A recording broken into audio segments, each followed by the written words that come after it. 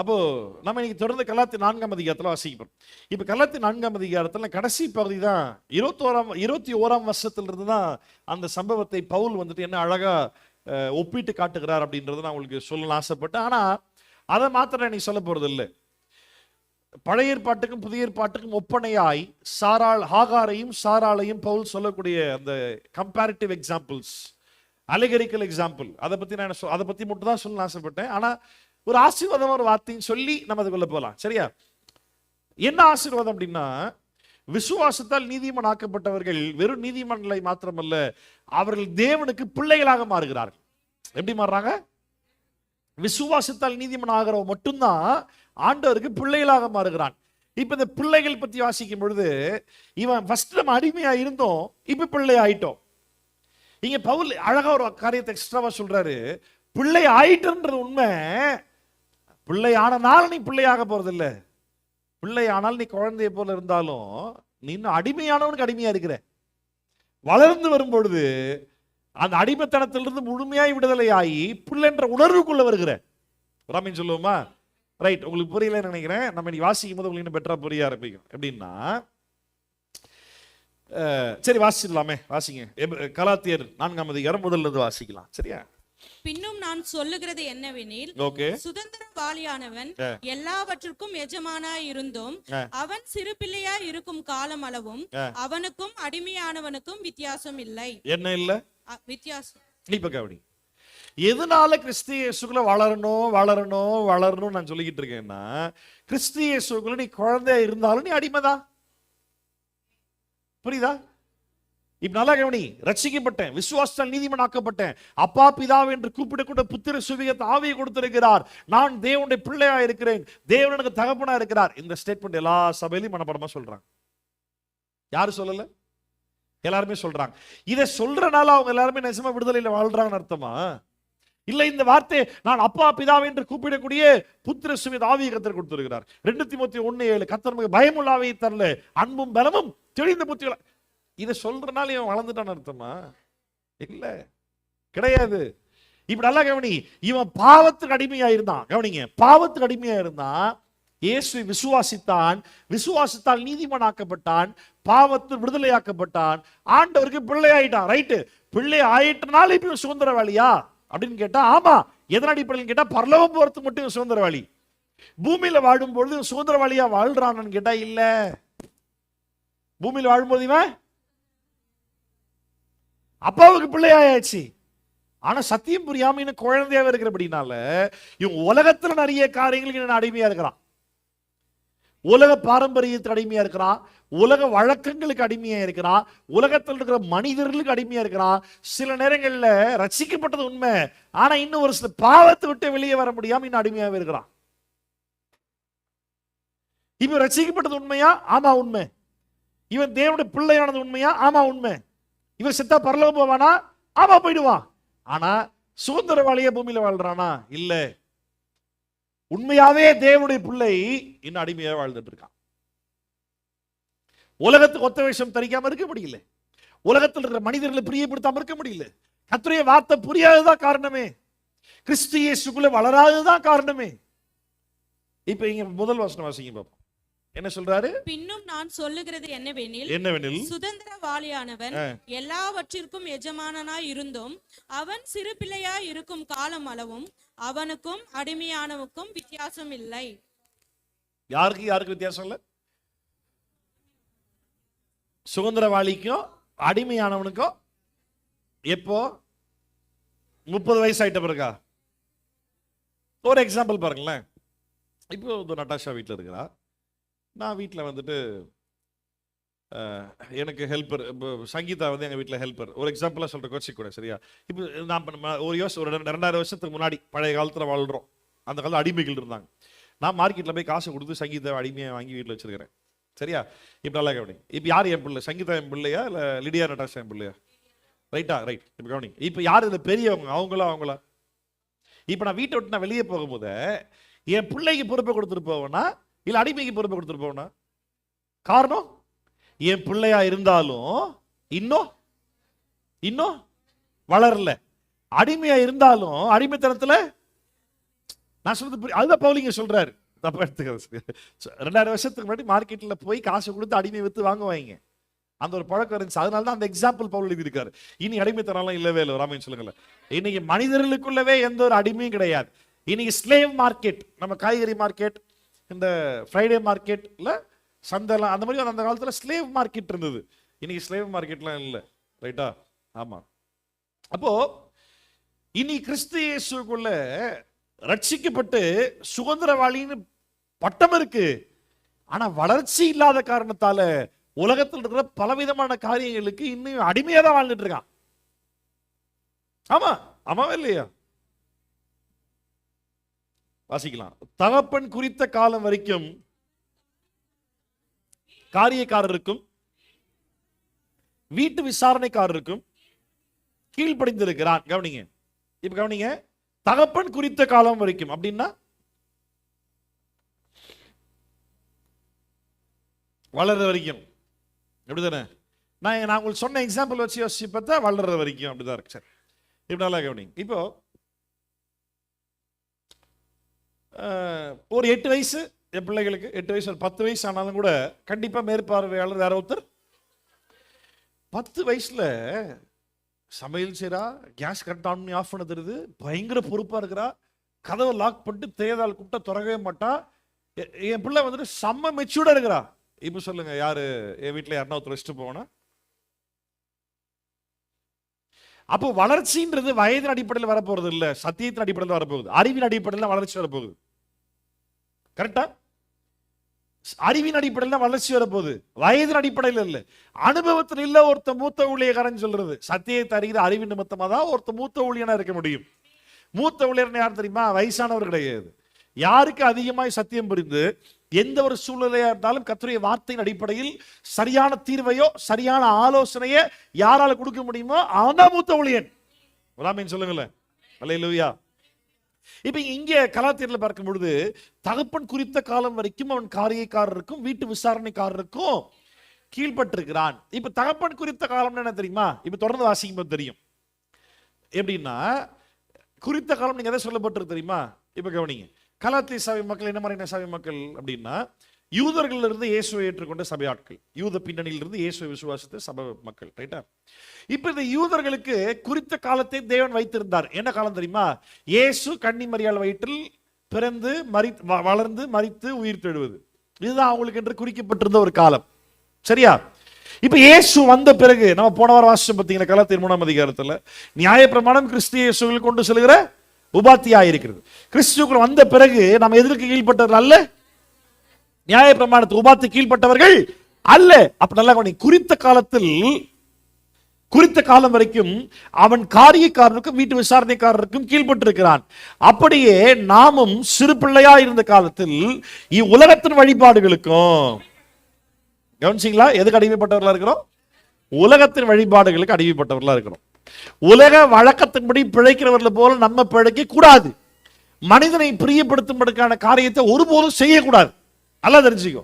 நீ ஒரு மனுஷனை பிரியப்படுத்தி நீ எதை சம்பாதிக்கிறியோ அது ஆவிக்குரிய வாழ்க்கையில 1 மடங்கு இல்ல 1000 மடங்கு நஷ்டமா மாறும். உன் ஆவிக்குரிய வாழ்க்கையில் நஷ்டத்தை அடைஞ்சி உலகத்துல பொருளாதாரத்தை சம்பாதிச்சு அதுல ஒரு துரும்பு கூட உன்னால எடுத்துட்டு போக முடியாது. இன்னைக்கு சம்பாதிச்சது இன்னைக்கு அழிஞ்சு போயிட்டு நல்லா ஞாபகம் வச்சுக்கோ. ஒன்றும் இல்லை, ஒரு பூமி எதிர்த்து வந்தா மொத்தமா காலி. சுனாமி சென்னை வரைக்கும் வருது, கொஞ்சம் வேகம் அடிச்சா வெள்ளூர் வரைக்கும் வந்தா ரெஸ்கியூ டீம்ல வந்து உன்னை உயிரை காப்பாத்திடுவாங்க. நீ சேர்த்து வச்ச பணம் எங்க போகும்? கெட்டி வச்ச வீடு எங்க போகும்? எல்லாம் தண்ணியில போய் மொத்தமா காலி ஆயிடும். நல்லா கவனி. மனிதனை பிரியப்படுத்தும்படிக்கு எந்த ஒரு காரியத்தையும் ஒருபோதும் செய்யாத. நீ செய்கிற எல்லா காரியத்திலும் தேவனை மட்டும் தான் பிரியப்படுத்தும். நான் இன்னும் மனிதனை பிரியப்படுத்தும்படிக்கான காரியம் நான் செஞ்சுக்கிட்டு இருக்கிறேன் அப்படின்னா நீ இன்னும் குழந்தையா தான் இருக்கிற. எத்தனை வருஷமா சர்ச்சைக்கு வந்தன்றது முக்கியம் இல்லை. நீ இன்னும் கிறிஸ்துவ அறிவில் நீ வளரல என்றதா அர்த்தம். அப்ப வளராதவன் இன்னும் எப்படி இருக்கிறான்? குழந்தையா இருக்கிறவன் எப்படி இருக்கிறான்? அடிமையா இருக்கிறான். சொல்லுங்களேன், எப்படி இருக்கிறான்? அடிமையாவே இருக்கிறான். அப்பா எனக்கு அப்பா தான், நான் புள்ளன்ற உறவு தான், அது மாற போறதே இல்லை. ஆனா நீ உன்னுடைய சுவாபத்தின்படி உன் சுயாதீனத்துல நீ இன்னும் வளராதபடினால இன்னும் எப்படி இருக்கிற? இதுக்கு நீ பிள்ளையா மாறணும். இது நீ அடிமையா வந்துடலாமே. அப்பவே இல்லையா? பிள்ளையா மாறி ஆனா பிள்ளைக்குரிய ஆசீர்வாதங்கள் இல்லாம வேற ஒருவனுக்கு அடிமையா இன்னும் வாழ்ந்துட்டு இருக்கிறதுக்கு நான் எதுக்கு பிள்ளையா மாறணும்? அடிமையா இருந்துட்டு போயிடலாமே. ஆமாவா இல்லையா? அப்ப பிள்ளை என்ற சுதந்திரம் உனக்கு இருக்குமானால் பிள்ளைக்கு ஏற்ற விதத்தில் நடந்துக்கோ. பிள்ளைய நம்பி அப்பா பொறுப்பு தரணும் அப்படின்னா பிள்ளைக்கு ஏற்ற வளர்ச்சி உனக்குள்ள இருக்கணும். அதனால கிறிஸ்து இயேசுக்குள்ள ஆவிக்குரிய வளர்ச்சி ரொம்ப முக்கியம் நான் சொல்லிட்டு இருக்கிறேன் நான். ஆமா, growing in the spirit is very very important. ஆவியில் வளர்வது என்பது கிறிஸ்துவை அறிகிற அறிவில் வளர்வதாகும். இந்த 3ஆம் வசனம் படி வாசிங்க எல்லாரும் சேர்ந்து. கலாத்தியர் 4:3.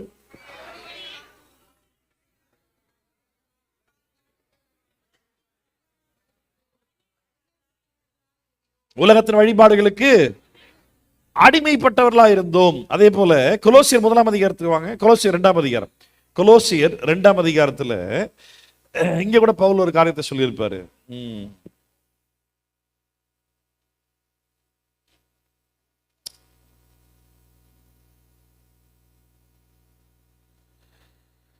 ரெண்டு 6ல இருந்து வாசிக்கலாம்.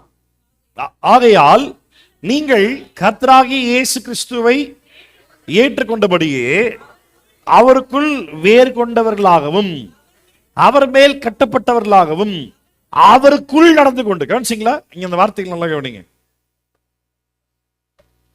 கர்த்தராகிய இயேசு கிறிஸ்துவை ஏற்றுக்கொண்டபடியே அவருக்குள் வேர் கொண்டவர்களாகவும் அவர் மேல் கட்டப்பட்டவர்களாகவும். மறுபடியும் பாருங்க, அவருக்குள் நடந்து கொண்டு. கவனிச்சிங்களா? வார்த்தைகள் கவனமா கவனிக்கணும். அவருக்குள்ள வேர் கொண்டு இருக்கணும், அவர் மேல கட்டப்படணும், அவருக்குள் நாம் நடந்து கொள்ள வேண்டும். ரைட்டா? நடந்து கொண்டு நீங்கள் போதிக்கப்பட்டபடியே விசுவாசத்தில் உறுதிப்பட்டு. எல்லாரும் சேர்ந்து வாசிக்க சொன்னேன். விசுவாசத்தில் உறுதிப்பட்டு ஸ்தோத்திரத்துடனே அதனை பெருகுவீர்களாக.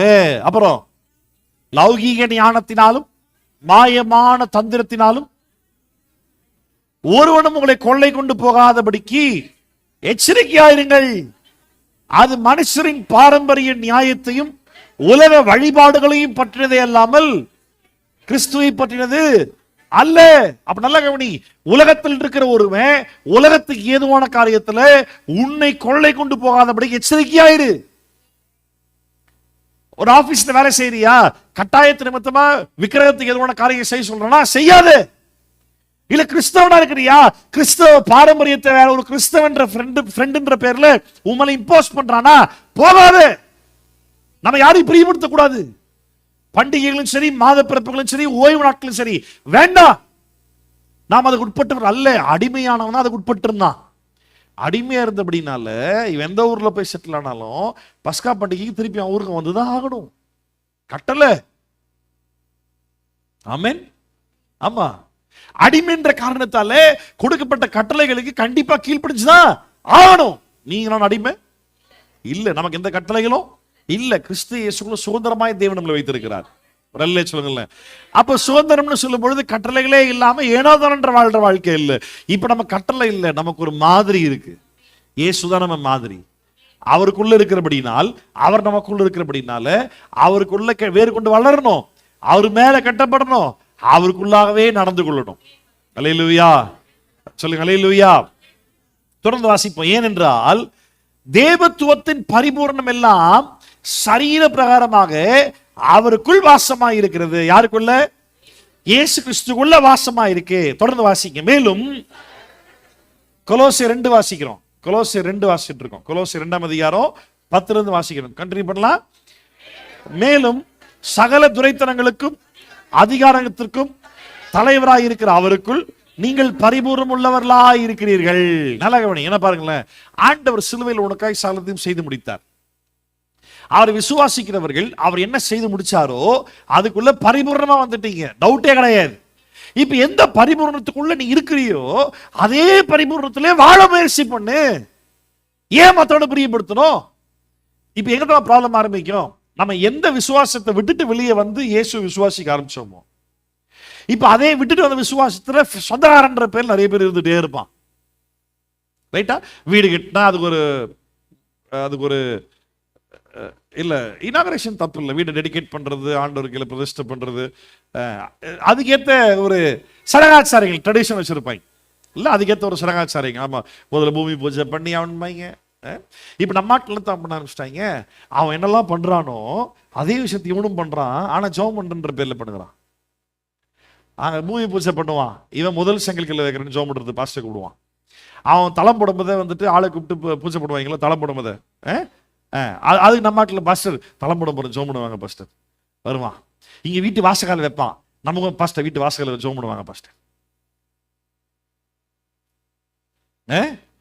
எதுவுமே மாறல. அங்க பூஜை பண்ணீங்க பிரேயரா மாறிது, அவ்வளவுதான் வித்தியாசம். ஆக மொத்தம் பாரம்பரியத்திட்டு வெளியே நமக்கு என்ன பயம்? ஐயோ சோமுனா வீடு கிட்ட ஆயிடுமோ, என்ன ஆகும்? எப்படி பார்த்தாலும் வீடு தான் கட்டுவேன். ஜோமனா வீடு கட்ட வீடு கூரையா வந்து முடிய போறது இல்ல, வீடு வீடாதான் வந்து முடியும் இல்ல. அப்ப நல்லா கவனி. அப்ப ஒருவேளை அந்த அளவுக்கு வளரல, ஒரு பயம் இருக்கு, ஒரு தயக்கம் இருக்குன்னா தயவுசெய்து ஜோம் பண்ண கூப்பிடு. உன் பயங்கள் நீங்கிற வரைக்கும் நானும் வந்து உனக்காக ஜோம் பண்ணிட்டு போறேன், தப்பே கிடையாது. ஆனா இதெல்லாம் குழந்தை போல விசுவாசி, வளர்ந்த ஒரு விசுவாசின்னு சொல்லும்போது இதுல பிரச்சனை என்ன தெரியுமா? ஓனர் நானு, வீடு கட்டுறது நானு, வேலை செய்யற மேஸ்திரி யாரும் ரசிக்கப்பட்டவங்க கிடையாது. இப்ப அவன் சொல்றான்றதுக்காக நான் வந்து பிரேயர் பண்றது என் பாஸ்டர் கூப்பிடணும் இல்ல. பாஸ்டர் சும்மா வந்து ஜெபம் பண்ணுவாரா? சத்தியமா நான் சும்மா தான் ஜெபம் பண்ண வருவேன். நான் காணிக்க வாங்கவே மாட்டேன், வேண்டாம். ஆமா, ஏன்னா என்னுடைய சகோதரர்கள், என் குடும்பம், என் ஃபேமிலி, என் சர்ச் ஒரு வீடு, அவங்க சொந்தமாக ஒரு வீடு கட்டுறாங்கன்னா அது என் வீடு தானே. அதுக்காக பத்திரம் எழுதி வாங்கி தர கேட்க மாட்டேன், என் பேர் எழுதி வைக்கலாம் கேட்க மாட்டேன். என்னுடைய வீடு தானே. என் வீட்டில் நான் எப்படி இருக்கணும் அதே போல் உங்கள் வீட்டில் வந்து இருக்க முடியும்ல? முடியாதா? பர்மிஷன் கேட்டு வெளியே நின்று மெதுவா. அப்ப அது இப்ப இப்ப சரியா தம்பி வீடு கட்டுறான்னு வச்சுக்கோங்களேன், நான் என்ன பண்ணுவேன்? போய் ஜோம் பண்ணுவேன், 2 போய் காணிக்க விடுறான்னு காணிக்க வேண்டியவனா இல்ல. இப்ப ஊழியக்கார மதிக்கிறதுன்னு ஒன்று இருக்குது.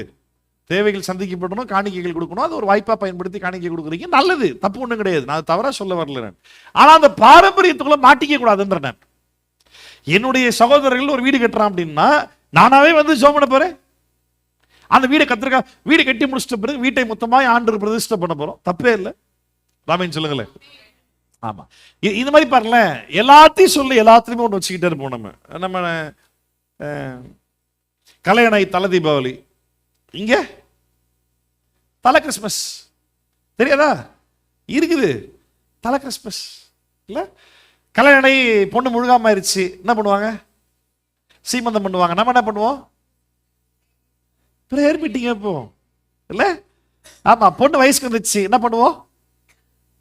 ஊரே கூப்பிட்டு பந்தல் போட்டு சோறு போட்டு, அதுக்கு ஒரு பேர் வைப்பாங்க, என்ன பேர் அதுக்கு? மஞ்சள் நீராட்டு விழா. நம்ம வந்துட்டு அதுக்கும் திருப்பி எல்லாரையும் கூப்பிட்டு சோறு போட்டு நம்ம ஒரு பிரேயர் மீட்டிங். நல்லா கவனி, அங்க என்னெல்லாம் பண்ணியிருந்தியா அது இன்னும் பண்ணினே தான் இருக்கிற. அங்க வேற ஏதோ பேரை சொல்லி பண்ண, இயேசு பேரை சொல்லி பண்றான், அவ்வளவுதான் வித்தியாசம். அங்கெல்லாம் இதெல்லாம் பண்ணிதான் ஆகணும்னு ஏதோ ஒரு பயம், ஏதோ ஒரு கட்டளை, ஏதோ ஒரு அச்சம் அவனுக்குள்ள இருந்தனால அவன் பயந்து பண்ணிக்கிட்டு தான் இதெல்லாம் பண்ணுமேன்னு. கிறிஸ்து இயேசுக்குள்ள வந்துட்ட பிறகு நீ எதுவுமே பண்ணவே தேவையில்லை. ஏன் சொல்றேன்னா, அந்த பரிபூர்ணமான கிறிஸ்து இயேசுக்குள் நம்ம வந்துட்டோம். அந்த பரிபூரணத்தை கிறிஸ்து நமக்குள்ள பரிபூர்ணமாய் கொடுத்திருக்கிறாரு. இங்க எதுக்காகவும் பயந்துட்டு ஐயோ இப்படி பண்ணலாம், ஐயோ இப்படி பண்ணலாம், ஐயோ அதாயிடுமே, ஐயோ எதுவும் ஆகாது.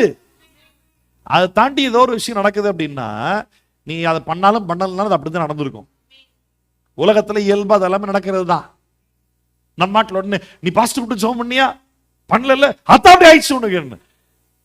பாரு, அந்த ஆள் கரெக்டா சொல்லிட்டு போறேன், எங்க பாஸ்டர் தப்பா சொல்லி கொடுத்துக்கிறாரு எங்களுக்கு. உலகத்திலே மிகப்பெரிய ஞானி சாலமோன் ராஜா சொல்றாரு, சூரியனுக்கு கீழே பூமியில துன்மார்க்கனுக்கும் சன்மார்க்கனுக்கும் ஒரே விதமாய் சம்பவிக்கிறது, இதுவும் மாயே. ஒரு அல்லே சொல்லுங்களேன். அல்லேலூயா. எல்லா விதமான பாரம்பரியத்துல மனிதனுடைய வழக்கங்களை மாட்டிக்கிட்டு இருக்கோம். ஆமா, ஒரு குழந்தை பிறந்தது, கர்த்தருக்காக பிரதிஷ்டை பண்ணணும். என்னுடைய பிள்ளையை நான் ஆண்டவருக்கு ஒப்பு கொடுக்குறேன், அது ரொம்ப ரொம்ப முக்கியம். அது சபையில கொண்டு வந்து பாஸ்டர் கையில கொடுத்து ஜெபம் பண்ணி பிள்ளைக்கு ஒரு பேரை வச்சு அந்த பேரை சொல்லி அழைக்க போறோம். அந்த பிள்ளையை ஆண்டவருக்காக பிரதிஷ்டை பண்றோம். இனி வரப்போற நாட்கள்ல அவன் சுயாதீனத்துல அவன் என்ன தீர்மானம் பண்ணி எப்படி போறான்னு நம்மளுக்கு தெரியாது.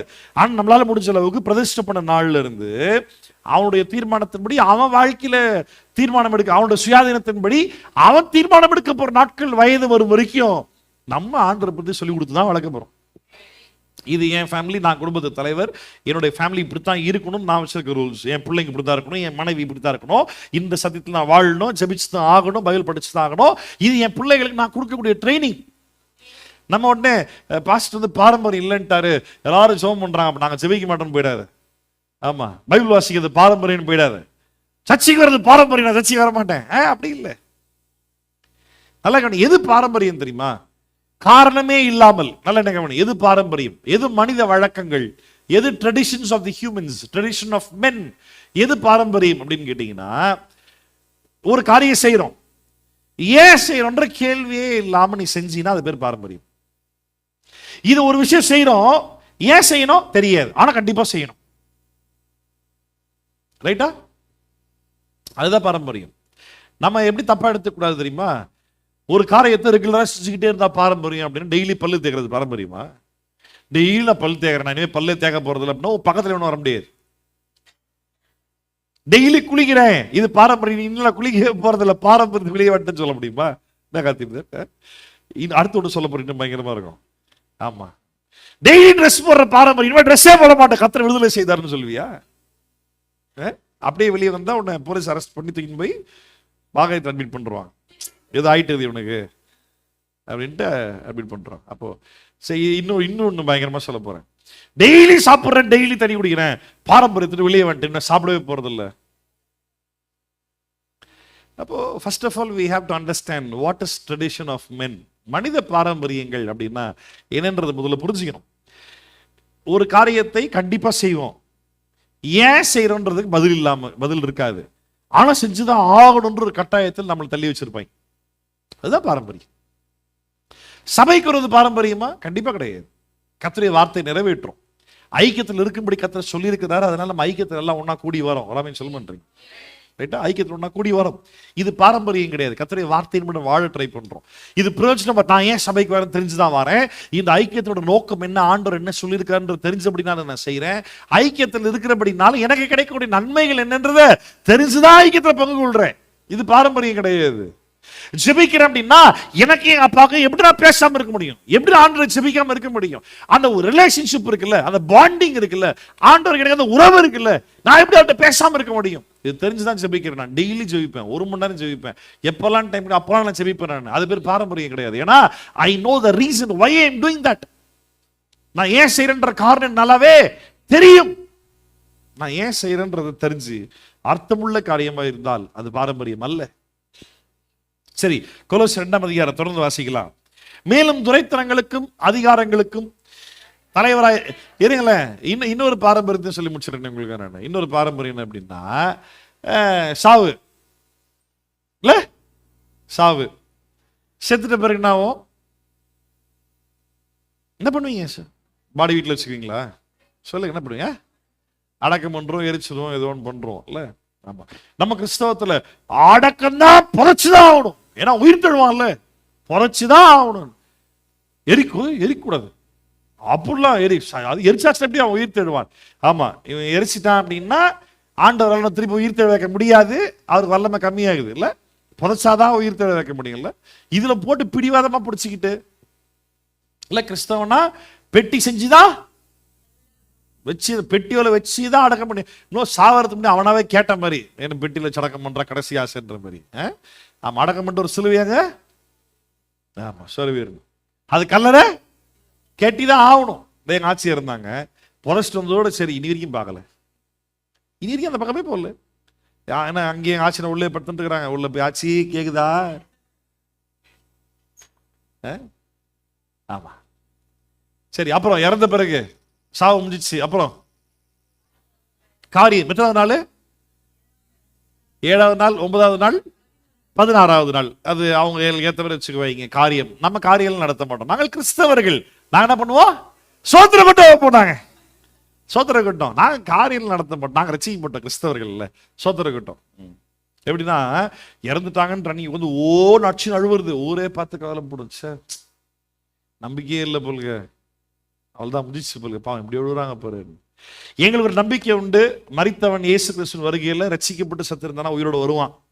அதனால எங்களை விட்டு ஒரு நபர் போயிட்டாங்கன்ற அந்த துக்கத்தை தெரியப்படுத்துவதற்காக கவலையாய் கண்ணீரோடு தெரியப்படுத்தலாம், தப்பு கிடையாது. ஆனா நம்பிக்கையே இழந்து போன மாதிரி, ஐயோ எல்லாமே முடிஞ்சு போச்சு அழுதுட்டு ஒரு வாரம் கழிச்சு சோத்திரம் கொட்டும், ஆண்டவரே சோத்திரம் ஆண்டவரே.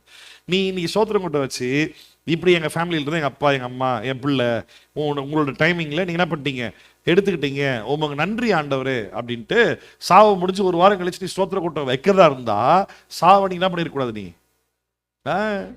ஆமா ஓட ஒப்பாரி வச்சிருக்கக்கூடாது. புரியுதா? ஓட ஒப்பாரி வச்சு அழுது கலாட்டா பண்ணி ஒரு பிரச்சனை பண்ணி ஆண்டவர் இருக்கிறாரா எத்துக்கினாரே பயங்கரமா கேள்வியெல்லாம் கேட்டு ஒரு வாரம் கழிச்சு சோத்திரம் கூட்டம், ஆண்டவரே உங்க சோத்திரம் எடுத்துக்கிட்டீங்க. எதுக்கு? இது பொய் தானே, ஏமாத்திர தேவையில்லை. பைபிள்ல யோசிச்சு பாருங்க, ஆதி திருச்சபை நாட்கள்ல இறந்த பிறகு யாருக்காவது அடக்கம் பண்றதுல முக்கியத்துவம் கொடுத்து அதுல எதனா இம்பார்ட்டண்டா பண்ணிக்கிட்டு மாதிரி பைபிள் எதனா இருக்கா? ஆனா இறந்து போனவர்கள் இருக்கிறாங்களா இல்லையா? அதுக்கப்புறம் சோத்திர கொட்டை யாரும் வச்சாங்களா, சொல்லி கொடுத்தாங்களா? இல்ல. எல்லாருமே சுவிசேஷம் சொல்லுவதில் ரொம்ப பிஸி ஆயிட்டாங்க. செத்தா முடிஞ்சு போச்சு, உன் ஃபேமிலிக்கு நான் இருக்கிறேன், என் ஃபேமிலிக்கு நீ இருக்கிற, நம்ம எல்லாரும் ஒரே ஃபேமிலியா இருக்கிறோம், கவலைப்படாத, நாங்க ஆதரவு பண்ணலாம், நம்ம தொடர்ந்து கிறிஸ்துவா வாழலாம், செத்தவனை கத்திர மறுபடியும் கொண்டு வர போறாரு, நாம அவனை பார்க்க போறோம், அதனால அவர் சித்தத்தை நம்ம செய்யறதுல கவனமா இருக்கலாம், அப்படி வாழ ஆரம்பிச்சிட்டாங்க. இனி இந்த எல்லா கிறிஸ்தவ மதத்தில் இருக்கக்கூடிய இந்த எல்லா பாரம்பரியங்களுமே நம்ம ரட்சிக்கப்படுவதற்கு முன்பாய் இருந்த பாரம்பரியங்கள். அதே ப்ரோக்ராம் தான் இங்க நடத்தினுக்கிறோம், தலைப்பு மட்டும் மாத்தியாச்சு. நம்ம எதனாடி இப்படி ரட்சிக்கப்பட்டிருக்கோம் சொல்றோம். இப்ப நல்லா கவனி, இது எல்லாத்தின் பேர்லயுமே ஒரு பாரம்பரியம் ஒரு காரியத்தை செய்யணும்னா செலவு இருக்கே இல்லையா? நம்ம ஆட்கள் செலவு கையில பைசால விட்டுருவானா? கடன் வாங்கி செலவு பண்ணுவான். கல்யாணத்துல பெருமையை காட்டுறது, சாவுலையும் பெருமையை காட்டுறது, கடன் வாங்கியாவது செஞ்சிருவாங்க.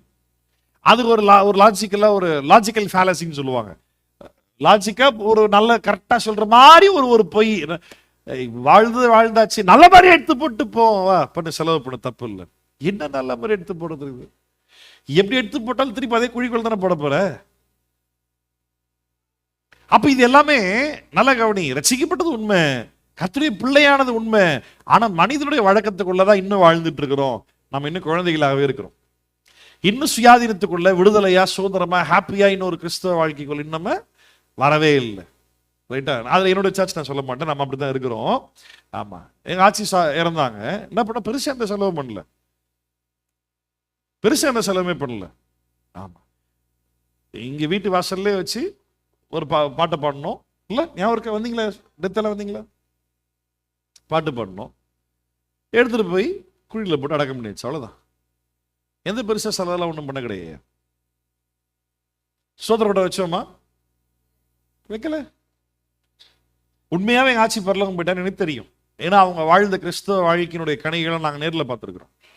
அவங்க விசுவாசம் உண்மை, அவங்க ரசிக்கப்பட்டது உண்மை.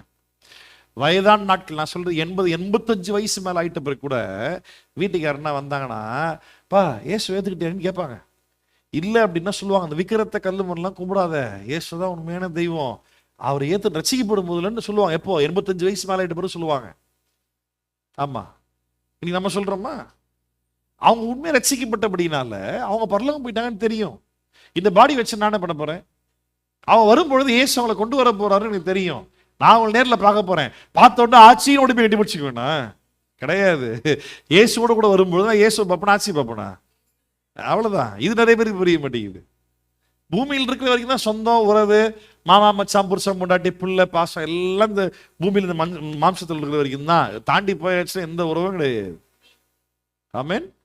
ஏசு நீங்க சொல்லுங்களேன், இப்போ உங்க வாழ்க்கையில யாரு, இப்போ சொல்ல யாருன்னா ஒருத்தர் சொல்லுங்க, உங்களுக்கு யார் ரொம்ப பிடிக்கும்? சத்யாசிட்ட உங்களுக்கு யார் ரொம்ப பிடிக்கும்? வீட்டுக்கார், பையன், மூத்தோட சின்னவனா? உங்களுக்கு எல்லாரையும் பிடிக்கும்னு தெரியும், எனக்கு ஒருத்தர சொல்லுங்க. சின்னவன். சரி, உங்களுக்கு வீட்டுக்காரு. சரி, சின்னவன். இப்போ நீங்க யோசி, உங்க வீட்டுக்காரன் செத்து போயிட்டாரு, உங்க சின்னவனும் செத்து போயிட்டான். இப்ப நான் சொல்றதுனால அது நடக்க போறது இல்லை. இப்ப நான் சொன்னாலும் நடந்துட போதா? அப்படி நினைச்சாலே அதே ஒரு பைத்தியர்த்தம் தான். ஆமா, கேட்டா வாயின் வார்த்தைக்கு வல்லம் இருக்கு அப்படின்னா வந்துட்டு நவனி செத்து போயிட்டான், டே வாயின் வார்த்தைக்கு வல்லம் எழுந்துறானா எழுந்துன்றது இருக்கணும்ல. இப்போ யோசிச்சு பாருங்க, உங்க வீட்டுக்கார ரசிக்கப்பட்டிருக்காரு, உங்க பையன் ரசிக்கப்பட்டிருக்கான். இப்ப இயேசு வருகையில் 2 பேர் வராங்க. பார்த்த உடனே இயேசுவையும் பாக்குறீங்க, பிள்ளையும் பாக்குறீங்க, என்ன பண்ணுவீங்க? இயேசுவையும் பாக்குற, வீட்டுக்காரையும் பாக்குறீங்க, என்ன பண்ணுவீங்க? ஐயோ மாமா, மாமா கூப்பிடுவீங்க, ஏங்க வாங்க போங்க, என்னங்க அப்படியா, மகனே உன்னை பார்த்து எத்தனை வருஷம், அப்படியா? இயேசுவை பார்த்தோன்னு யாரை போய் கட்டி பிடிப்போம்? பூமியில் இருக்கிற வரைக்கும் அந்த உறவுகள் எல்லாமே, அதுக்கு மேல எல்லாம் பெருசால ஒண்ணும் கிடையாது. ஆமென் சொல்லுங்க. அல்லேலூயா. அப்ப மனிதனுடைய வழக்கங்கள், மனிதனுடைய பாரம்பரியங்களுக்கு உள்ள நீங்க இருக்கிறீங்களான்ற திருப்பி திருப்பி செக் பண்ணிப்பார். நம்ம எல்லாத்துக்கும் சிம்பிளா சொல்றோம், பாஸ்டர் இதெல்லாம் பண்ணலன்னா ஏன் பண்ணலன்னு கேட்டே இருப்பான். பாஸ்டர் கேட்கட்டும். இவங்க இது எந்த விதத்தை பில்டப் பண்றாங்க, இது நான் பண்ணலன்னு கொன்றுவாங்க பாஸ்டர்லாம். வந்து கொன்னாலும் பரவாயில்ல, ஆண்டிருக்கா வாழ்றேன்னு சொல்லுகிறேன். கொல்லலாம் போறது இல்ல, கேட்பாங்களாமா. ஏன் பண்ணல, ஏன் இப்படி பண்ணல கேட்பாங்களாமா. அதுக்காக பண்ணணும்ன்ற பேர்ல அப்ப யாரை பிரியப்படுத்துற? தொடர்ந்து வாசிக்கலாம். கிறிஸ்துவனுடைய தெய்வத்துவத்தின் பரிபூர்ணம் எல்லாம் சரீர பிரகாரமாக அவருக்குள், கிறிஸ்துவுக்குள் வாசம் இருந்தது. மேலும் சகல எல்லாம் சேர்ந்து வாசிக்கணும். கொலோசியர் 2ஆம் அதிகாரம் 10ல இருந்து, கொலோசியர் 2ஆம் அதிகாரம் 10ல இருந்து தொடர்ந்து வாசிக்கலாம். மேலும் சகல துரைத்தனங்களுக்கும் அதிகாரங்களுக்கும் தலைவராயிருக்கிற அவருக்குள் நீங்கள் பரிபூர்ணம் உள்ளவர்களாயிருக்கிறீர்கள், அல்லாமலும் கிறிஸ்துவை பற்றும் விருத்த சேதனத்தினாலே மாம்சத்திற்குரிய பாவ சரீரத்தை களைந்து விட்டதினால் கையால் செய்யப்படாத விருத்த சேதனத்தை அவருக்குள் பெற்றீர்கள். ஞானஸ்நானத்தினாலே அவரோடு கூட அடக்கம் பண்ணப்பட்டவர்களாகும். அதிலே அவரை மரித்தோரிலிருந்து எழுப்பின தேவனுடைய செயலின் மேல் உள்ள விசுவாசத்தினாலே அவரோடு கூட எழுந்தவர்களாகவும் இருக்கிறீர்கள். பாரு, ஆண்டவருக்காக என்னெல்லாம் செஞ்சு முடிச்சாரோ அதெல்லாம் பெர்ஃபெக்ட்டா செஞ்சு முடிச்சார். நான் பூமியில வாழ்ந்தாலும் அவரோடு கூட எழுப்பப்பட்டவனா தான் வாழ்ந்துட்டு இருக்கேன், சும்மா இல்ல. நிறைய பேர் புரிய மாட்டேங்கி. ஆனா இந்த சத்தியம் புரிஞ்சதுன்னா நான் ஆண்டவரோடு கூட பரலோகத்துல வாழ்ற லெவல்ல வாழ்ந்துக்கிறேன், இதெல்லாம் ஒரு மேட்டரே இல்லை அப்படின்ட்டு விட்டு வந்துடுவேன். அவன் சொல்றான், இவன் சொல்றான், சொந்தக்காரன் கேட்கறான். மனுஷனை பிரியப்படுத்துறதுக்காக இந்த உலக பாரம்பரியத்தை இன்னும் செஞ்சுட்டு இருந்தீங்கன்னா கர்த்தருக்காக என்ன செஞ்சு முடிச்சான்றது பெரிய அளவில் இன்னொன்னுக்கு புரியல. என்ன அர்த்தம்? ரைட்டா? தொடர்ந்து வாசிக்கலாம். உங்கள் பாவங்களிலேயும் உங்கள் மாம்ச விருத்த சேதனம் இல்லாமையினாலேயும் மரித்தவர்களாயிருந்த உங்களை அவரோட கூட எல்லாமே பாருங்களேன், கடந்த காலத்திலே சொல்லப்பட்டிருக்கு. எழுப்பப்பட்டிருக்கிறோம், எழுப்பப்பட போறோம் இல்ல, எழுப்பப்பட்டிருக்கிறீர்கள். உயிர்ப்பிக்கப்பட போறோம் இல்ல, உயிர்ப்பித்து அக்கிரமங்கள் எல்லாவற்றையும் உங்களுக்கு மன்னித்து நமக்கு எதிரடையாகவும் கட்டளைகளால் நமக்கு விரோதமாகவும் இருந்த கையெழுத்தை குலைத்து அதை நடுவில் இல்லாதபடி எடுத்து சிலுவையின் மேல் ஆணி அடித்து துரைத்தனங்களையும் அதிகாரங்களையும் முறிந்து கொண்டு வெளியரங்கமான கோலமாக்கி அவைகளின் மேல் சிலுவையிலே எதை எதை எதை நியாய பிரமாணத்தை, கட்டளைகளை வெளியரங்கமாய் நமக்கு மாண்டிற்கும் விரோதமாய் இடையில இருந்த இடைஞ்சலை சிலுவை மரணத்தின் மூலமாய் பிரமாணத்தை இயேசு முழுமையாய் எடுத்து போட்டார். ஆணி அடித்து துரைத்தனங்களையும் அதிகாரங்களையும் முறிந்து கொண்டு வெளியரங்கமான கோலமாகி அவைகளின் மேல் சிலுவையிலே. ஆகையால் என்னது, இதை சாப்பிடு, அதை சாப்பிடாத, அதை சாப்பிடு, இது எவனுமே சொல்ல முடியாது. எனக்கு என்ன பிடிச்சிடும் நான் சாப்பிடுவேன், எனக்கு என்ன பிடிக்கலாம் சாப்பிட மாட்டேன். இதுல எனக்கு எந்த கட்டளையுமே, வசனம் சொல்லுது போஜனமானது உன்னை தேவனுக்கு உகர்ந்தவர்களாக்க மாட்டாது. ஆமா, நீ ஃபாஸ்டிங் இருக்கிறனால நீ ஆண்டவரை பிரியப்படுத்த முடியாது. நீ வந்து நல்லா சாப்பிட்றனால ஆண்டவர் உங்கள் கோவப்பட போறது கிடையாது. ரைட்டா? பசிக்க தவிர சாப்பிடு, திருப்தியா சாப்பிடு, உன் உடம்புக்கு தேவைப்படுறளோ சாப்பிடு. உன் பாடியில் எதனா ஹெல்த் கண்டிஷன் இருந்துச்சுன்னா அதுக்கு ஏற்ற மாதிரி சாப்பிடு. ரைட்டா? ஏற்கனவே கொலஸ்ட்ரால் அது 200, 300, 400 இருக்கும். அடி தலைவர் பீஃப் வச்சு வெட்டு இருப்பார், பீஃப் மட்டனும். ஆமா, செத்து போயிடாது சீக்கிரமா. நம்ம உன் பாடி கண்டிஷன் ஏற்ற மாதிரி உனக்கு என்ன வேணுமோ தாராளமா சாப்பிடு. ராமன் சொல்லுங்க. அப்போ போஜனத்தை குறித்தாவது பானத்தை குறித்தாவது பண்டிகை நாட்களையும். நீங்க கிறிஸ்துமஸ் கொண்டாட மாட்டீங்களா? ஐயா கிறிஸ்டினா நீங்கெல்லாம்? டேய், கிறிஸ்துமஸ் கொண்டாடாம இருக்கிற நான் தான்டா உண்மையான கிறிஸ்டின். ஆமா, கிறிஸ்துவை பின்பற்றுற கிறிஸ்தவனை நான் தான். நீ இயேசுன்னு சொல்லிட்டு நீ என்னத்தையோ பண்ணிக்கிட்டு இருக்கிற, என்னத்தையோ பண்ணிக்கிட்டு இருக்க. அதான் நான் பலமுறை சொல்லியிருக்கேன், கிறிஸ்துமஸ் வந்ததுன்னா எதையுமே செய்யாத.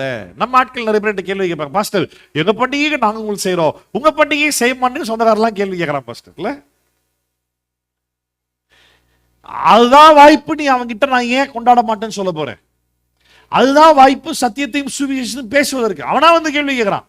நம்ம என்ன பண்றோம்? சத்தியத்தையும் பேச மாட்டோம், சுவிசேஷமும் சொல்ல மாட்டோம். ஆனா மனுஷனை பிரியப்படுத்துறதுக்காக ஒரு பண்டிகையை கொண்டாடிட்டு இருக்கிறோம். நீ இன்னும் பண்டிகை கொண்டாடிட்டு இருக்கிற அப்படின்னா நீ இன்னும் அடிமையா இருக்கிறாய், நீ இன்னும் குழந்தையா இருக்கிற. வசனம் சொல்லுது, வாசிங்க. ஆகையால் போஜனத்தை குறித்தாவது பண்டிகை நாட்களையும் மாத பிறப்புகளையும் ஓய்வு நாட்களையும் குறித்தாவது ஒருவன் உங்களை எவனும் உன்னை குற்றப்படுத்த முடியாது. ஏன்னா இயேசு எனக்காய் மரித்திருக்கிறார். அதுதான் பாயிண்ட், அதுதான் முக்கியம். அவைகள் வரும் காரியங்களுக்கு நிழலா இருக்கிறது. அவைகளின் பொருள்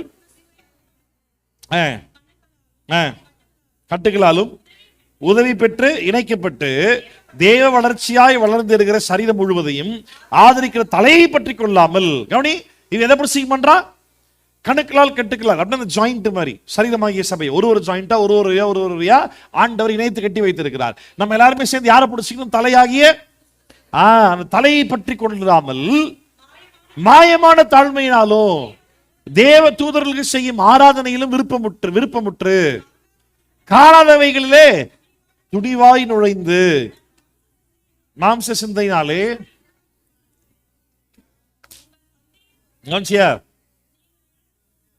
பந்தய பொருளை நீங்கள் இழந்து போகும்படி உங்களை கவனிச்சியா? உலக பாரம்பரியத்திற்கு நீ கீழ்ப்படிந்து மனிதனை பிரியப்படுத்தும் காரியத்தை நீ செஞ்சினா நீ கிறிஸ்துவை விட்டு போயிடுவியா? நீ கிறிஸ்து இயேசுக்குள்ள இருக்கிறது உண்மையா இருந்தா நீ எந்த பாரம்பரியத்தை நீ ஃபாலோ பண்ணவே மாட்ட. புரியுதா? எந்த ஒரு சடங்காச்சாரியத்தை ஃபாலோ பண்ண மாட்டேன். கவனி என்ன சொல்றது பாருங்க. இவர்கள் எல்லாம் தங்கள் மாம்ச சிந்தையினாலே வீணாய் இருமாப்பு கொண்டிருக்கிற எவனும் உன்னுடைய பந்தய பொருளை தட்டி கொண்டு போகாதபடிக்கு வஞ்சியாது இருக்க பாருங்கள். அப்ப உலகத்தில் இருக்கிறவெல்லாம் தேவ தூதருக்கு ஆராதனை செய்யறான், மாயமான விதத்தில் தாழ்மையா இருக்கிறான். நல்லவனை போல் இருக்கிறான். எங்க சொந்தத்திலே ரொம்ப நல்ல மனுஷன் பாஸ்டர் இருந்துட்டு போட்டும் பரவாயில்ல. ஆனா அவன் தேவ தூதர்களுக்கு செய்ய ஆராதனை விருப்பமுற்று விழுந்து போன பிசாசுகள் தூதர்கள் ஆராதனை செய்யறான். காணாதவைகளில் துணிவாய் நுழைந்து அவன் பண்றது எல்லாமே அசுத்தமான காரியமா இருக்கு. ஆனா தைரியமா பண்ணிட்டு தான் இருக்கான் அவன் தொடர்ந்து. அவன் ரைட்டா தன் மாம்ச சிந்தையினாலே வீணா இருமாப்பு கொண்டிருக்கிறான். மொத்த மாம்ச சிந்தை தான். அதுல வீணா ஒரு இருமாப்பு, ஒரு பெருமை, ஒரு பிடி இல்ல, அதுல வந்துட்டு நம்மளை கட்டாயப்படுத்துவோம். நீ இதெல்லாம் செய்ய மாட்ற, நாங்கெல்லாம் செய்யறோம், நீ எல்லாம் எனக்கு சொந்தமா பந்தமா தேவையில்லை. தேவையில்லை என்ன இருக்கு? தேவையில்லை. அப்படி இயேசுவை இழந்து உலகத்தில் இருக்கிற கோடிக்கணக்கான ஜனங்கள் உன் பக்கம் சப்போர்ட்டா இருந்தாலும் உன் முடிவு பாதாளம் தான். தெரியுமா தெரியாதா? உலகத்தில் இருக்கிற எல்லாருமே, உலகமே உனக்கு சப்போர்ட்டா இருந்தாலும் நீ இயேசுக்கு எதிர்த்துட்டீங்கன்னா உன் முடிவு பாதாளம் தான். உலகமே என்னை எதிர்த்திருந்தாலும் எனக்கு இயேசு சப்போர்ட்டா இருந்தாலும் எனக்கு பரலோக நிச்சயமா உண்டு. உலகமே எதிர்த்தாலும் பூமியில் எனக்கு சமாதானம் உண்டு. ராமன் சொல்லுங்களேன். அல்லேலூயா. ஆமா. அப்போ அவர் உங்கள் பந்தய பொருளை நீங்கள் இழந்து போகும்படிக்கு உங்களை வஞ்சியாது இருக்க பாருங்கள். நீங்கள் கிறிஸ்துவுடனே கூட உலகத்தின் வழிபாடுகளுக்கு மரித்தது உண்டானால் எப்படி கிறிஸ்துவோடு கூட உலக வழிபாடுகளுக்கு நீ மரித்திருக்கிற. சிலுவையில பாவத்திற்காக மாத்திரம் மரிக்கல. நல்ல கவனி, உலக வழிபாடுகளுக்காகவும் மரித்திருக்கிறீர்கள். மரித்தது உண்டானா? பவுல் கேள்வி கேட்கிறார். மரிச்சது உண்மையா இருந்தா இன்னும் உலக வழக்கத்தின்படி பிழைக்கிறவர்கள் போல மனுஷனுடைய கற்பனைகளின்படியும் போதனைகளின்படி நடந்து தொழாதே, ருசி பாராதே, தீண்டாதே என்ற கட்டளைகளுக்கு உட்படுகிறது என்ன? இவைகள் எல்லாம் அனுபவிக்கிறதுனால முடிஞ்சிச்சு, அவ்வளவுதான். இதெல்லாம் அனுபவிக்கிறதுனால மொத்தமா அழிஞ்சிடும். மனுஷனுடைய கட்டளைகளுக்கு கீழ்ப்படிஞ்சு உனக்குரிய பந்தய பொருளை நீ ஏன் எழுந்து போற? மனிதனுடைய உலக பாரம்பரியத்துக்காக நீ ஏன் கீழ்ப்படிய போற? அதுக்காக இயேசு நமக்காக மரிக்கல. உலக வழக்கத்திற்காக நம்ம உலக வழக்கத்திலேயே மாட்டிக்கிட்டு இருக்கணும்ன்றதுக்காக இல்ல. ஆமென். ஏன் எனக்கெல்லாம் ரசிக்கப்படாத சொந்தக்காரர் இல்லையா? ரசிக்கப்படாத என்னுடைய ஃப்ரெண்ட்ஸ் இல்லையா? ஏன் அவங்களாம் என்ன வெளியே கூப்பிடுறது இல்லையா? எனக்கு என் ஃப்ரெண்ட்ஸ் தேவை இல்லையா? எனக்கு என் ஃப்ரெண்ட்ஸ் வேணும், எனக்கு என் சொந்தக்காரர் வேணும். கிறிஸ்துன்ற அந்த கோட்டை தாண்டி நான் போகாத வரைக்கும் இவங்க எல்லாம் ஓகே. அந்த கோட்டை தாண்டி போனாதான் இவங்க எனக்கு கிடைப்பாங்கன்னா அப்படி ஒரு சொந்தக்காரங்க தேவையில்லை. கிறிஸ்துன்ற எனக்கு ஆண்டவர் எனக்கு போட்டிருக்கிற அந்த எல்லை கூட தாண்டி அவரை மறுதளிக்கிற மாதிரி நான் போனாதான் எனக்கு என் மாமா வருவாரு, நான் அப்படி வாழ்ந்தாதான் எனக்கு என் சொந்தக்காரன் என் கூட நிற்பான்னா அப்படியே நிற்கின்ற அவசியம். செத்தா பாதலம் போற, அப்புறம் சொந்தக்காரன்ற பேர்ல எல்லாரும் வச்சு ஃப்ரெண்ட்ஸ்ன்ற பேர்ல எல்லாம் வச்சு என்ன பண்ண போற? ஒண்ணும் கிடையாது. கலாத்தியர் 2க்கு வந்துருங்க. இதுதான் பவுல் எக்ஸ்பிளைன் பண்றாரு பாருங்க. கொலோசியர் சபைக்கு எழுதுனதுதான் கலாத்தியர் சபைக்கும் எழுதுறாரு. பின்னும் நான் சொல்றது என்னவெனில், சுதந்திரவாளியானவன் எல்லாவற்றுக்கும் எஜமானனா இருந்தும் அவன் சிறு பிள்ளையா இருக்கும் காலம் அளவும் அவனுக்கும் அடிமையானவனுக்கும் வித்தியாசம் இல்லை. தகப்பன் குறித்த காலம் வரைக்கும் அவன் காரியக்காரருக்கும் வீட்டு விசாரணைக்காரனுக்கும் கீழ்பட்டிருக்கிறான். அப்படியே நாம் சிறு பிள்ளையா இருந்த காலத்தில் இவ்வுலகத்தின் வழிபாடுகளுக்கு, ஆமா, அப்போ நான் அப்பாவுக்கு பிள்ளை ஆயிட்டேன், கடவுளுக்கு நான் பிள்ளை ஆனாலும் நான் இன்னும் யாரு கீழ் பிடிச்சிட்டு இருக்கேன்? ரட்சிக்கப்படாத உலகத்தில் இருக்கிற மனிதன் தான் கீழ் பிடிச்சிட்டு இருக்கேன். மனிதனுடைய கட்டளைகளுக்கு, மனிதனுடைய போதனைகளுக்கு தான் கீழ்ப்படிச்சிட்டு இருக்கேன். நீ அப்பாவோட பிள்ளையானினா நீ யாருக்கு மட்டுமே கீழ்ப்படியணும்? அப்பாவுக்கு மட்டுமே கீழ்ப்படி. நான் புத்திர சுவிகாரத்தை அடையும்படி நியாய பிரமாணத்துக்கு கீழ்ப்பட்டவர்களை மீட்டுக் கொள்ளத்தக்கதாக காலம் நிறைவேறின போது ஸ்திரீனிடத்திற்கு பிறந்தவரும் நியாய பிரமாணத்துக்கு கீழ்ப்பட்டவரும் ஆகிய தம்முடைய குமாரனை தேவன் அனுப்பினார். மேலும் நீங்கள் புத்திரராய் இருக்கிறபடினால் அப்பா பிதாவை என்று கூப்பிடத்தக்கதாக தேவன் தமது குமாரனுடைய ஆவியை உங்கள் இருதயங்களில் அனுப்பினார். ஆகையால் இனி நீ அடிமையாயிராமல் புத்திரனாயிருக்கிறாய். நீ புத்திரனேயானால் கிறிஸ்து மூலமாய் தேவனுடைய சுதந்திரமாய் இருக்கிறாய். நல்ல சொல்லுமா, நீ அப்பாவோட பிள்ளைன்னா நீ சுதந்திரவாளி தான். நீ பிள்ளை ஆனது ஓகே, நீ சுதந்திரமாய் வாழ்வதற்கு ஏதுவான வளர்ச்சி உனக்குள்ள இருக்குதா? அதுதான் முக்கியம். நான் பிறப்பின்படி எங்க அப்பாவுக்கு பிள்ளை ஆயிட்டேன், இது மாற போறதே கிடையாது. கரெக்டா? ஆனா எங்க அப்பாவுடைய ஆஸ்தி சொத்து எல்லாமே எனக்கு வரணும்னா எனக்கு என்ன வேணும்? மெச்சூரிட்டி வேணும், புத்தி வேணும். இப்போ எங்க வீட்டில் 3 பிள்ளைங்க இருக்கிறோம். என் அண்ணன், நானும் என் தம்பி 3 பேர் இருக்கிறோம். இப்போ எங்க அண்ணனும் என் தம்பியோ என்னை விட நல்ல டேலண்டா இருக்கிறான். நான் இருக்க வேண்டிய புத்தி சுபாவ நிலையில கூட நான் இல்லாம கம்மியா இருந்தேன்னா எங்க அப்பா நம்பி என்கிட்ட என் பேர்ல உயிர் எழுதி வைப்பார. புரியுதா? அப்போ பிறப்பின் அடிப்படையில் நாம் பிள்ளை ஆயிட்டோம். ஆனா நான் சுதந்திரனாய் மாறணும் அப்படின்னா சுதந்திரத்துக்கு எதுவான வளர்ச்சி எனக்குள்ள வேணும். அதான் சொல்லிக்கிட்டு இருக்கிறேன். இன்னைக்கு மேக்சிமம் இருக்கக்கூடிய திருச்சபைகள், சபை விசுவாசிகள் எல்லாருமே விசுவாசத்தால் ஆண்டு பிள்ளை ஆயிட்டாங்கன்றது எந்த மாற்று கருத்தும் இல்லை. ஆனா சுபாவத்தின்படி வளர்ச்சியின் அடிப்படையில் இன்னும் உலக வழிபாடுகளுக்குள்ள இருக்கிறபடினால அவன் பிள்ளையா இருந்தும் இன்னும் அடிமையா தான் இருக்கிறான். சுயாதீனத்துக்குள்ள இன்னும் வரவே இல்லை. நீங்கள் தேவனை அறியாமல் இருந்த போது சுபாவத்தின்படி தேவர் அல்லாதவர்களுக்கு அடிமையா இருந்தீர்கள். கவனிச்சிங்களா? நீ வந்துட்டு எப்படி இருந்த போது, தேவனை அறியாது இருந்த போது சுபாவத்தின்படி தேவனை அறியாதவர்களுக்கு அடிமையா இருந்த, சுபாவத்தின்படி தேவர்கள் அல்லாதவர்களுக்கு அடிமை, மற்ற கடவுள்களுக்கு அடிமைகளா இருந்தீங்க. ஆனா இப்பொழுதோ அறிந்திருக்க அல்லது தேவனால் அறியப்பட்டிருக்க வெறுமையானதுமான அவ்வழிபாடுகளுக்கு நீங்கள் மறுபடியும் திரும்பி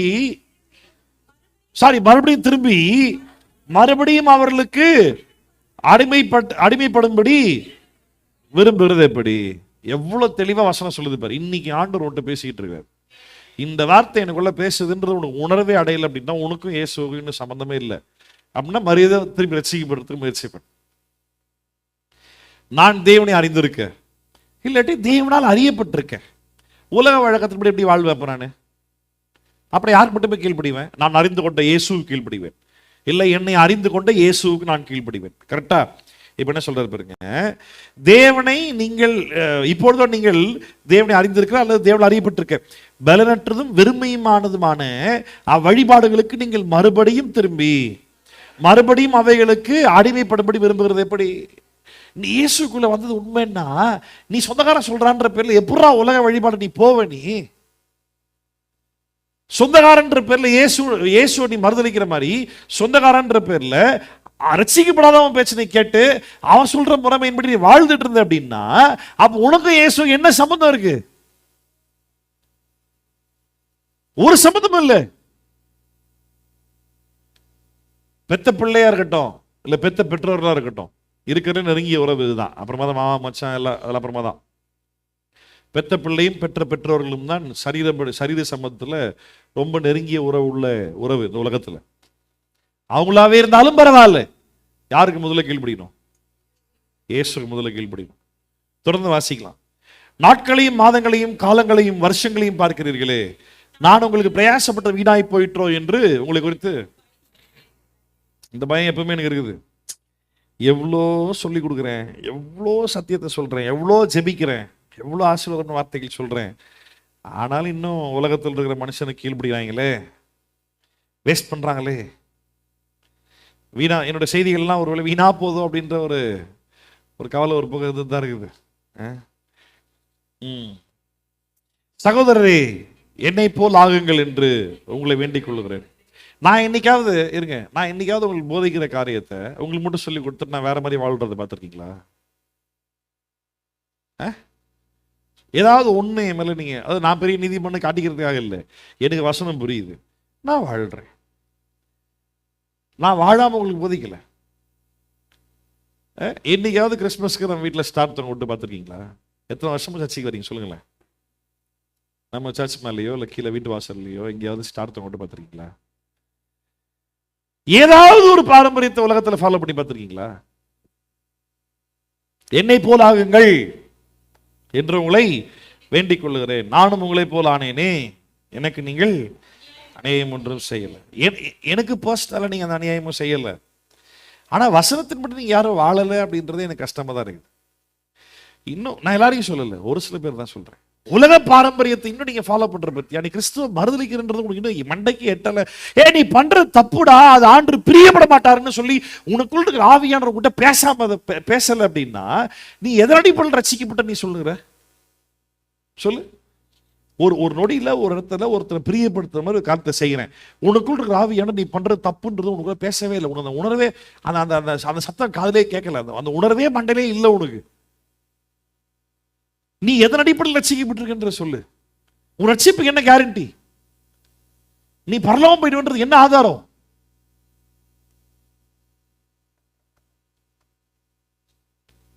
அப்படி இருந்தும் 14 இருந்து அப்படி இருந்தும் என் சரீரத்தில் உண்டாயிருக்கிற வேதனையை நீங்கள் சரீரத்தில் உண்டாயிருக்கிற சோதனையை நீங்கள் அசட்டை பண்ணாமலும் ஆரோசியாமலும் தேவ தூதனை போலவும் கிறிஸ்து இயேசுவை போலவும் என்னை ஏத்துக்கிறீங்க, சந்தோஷம் தான். ஆனா நான் ஃபாலோ பண்ற மாதிரி என்ன ஃபாலோ பண்றீங்களா? சர்ச்சில் ஒருத்தர் தவறாம எல்லாருக்குமே என்னன்னா ரொம்ப பிடிக்கும், எனக்கு தெரியும். என்னன்னா நல்லா மதிக்கிறீங்க, என்ன என் மேல ரொம்ப பிரியமா இருக்கிறீங்க, எல்லாம் ஓகே. ஆனா நான் இயேசுவை ஃபாலோ பண்ற மாதிரி நீங்க ஃபாலோ பண்ண மாட்டேங்கிறீங்களே, என்னை ஏத்துக்கிட்டு என்ன பிரயோஜனம் இருக்கு? நான் கிறிஸ்துவை பின்பற்றுறது போல் நீங்கள் பின்பற்றுவதுதான் காரியம். கலாத்திய சபை மக்கள் பாருங்க, பவுல் அழகா ஏத்துக்கிட்டாங்க. பவுலுடைய சோதனை நாட்கள் அப்படின்னா ஒரு வேதனையோட ஒரு சரீர பலவீனத்தோட வந்திருக்கும் பொழுது, ஐயோ ஒரு வீட்டில் உங்க வீட்டுக்கு ஒருத்தவங்க ரிலேஷன் வராங்க, சிக்கா வந்துட்டாங்க, சந்தோஷப்படுவீங்களா? வந்து வேலையை வச்சுட்டான், இவனை பார்த்துக்கிறதே ஒரு பெரும் வேலையா இருக்கு, ஆமாவே இல்லையா?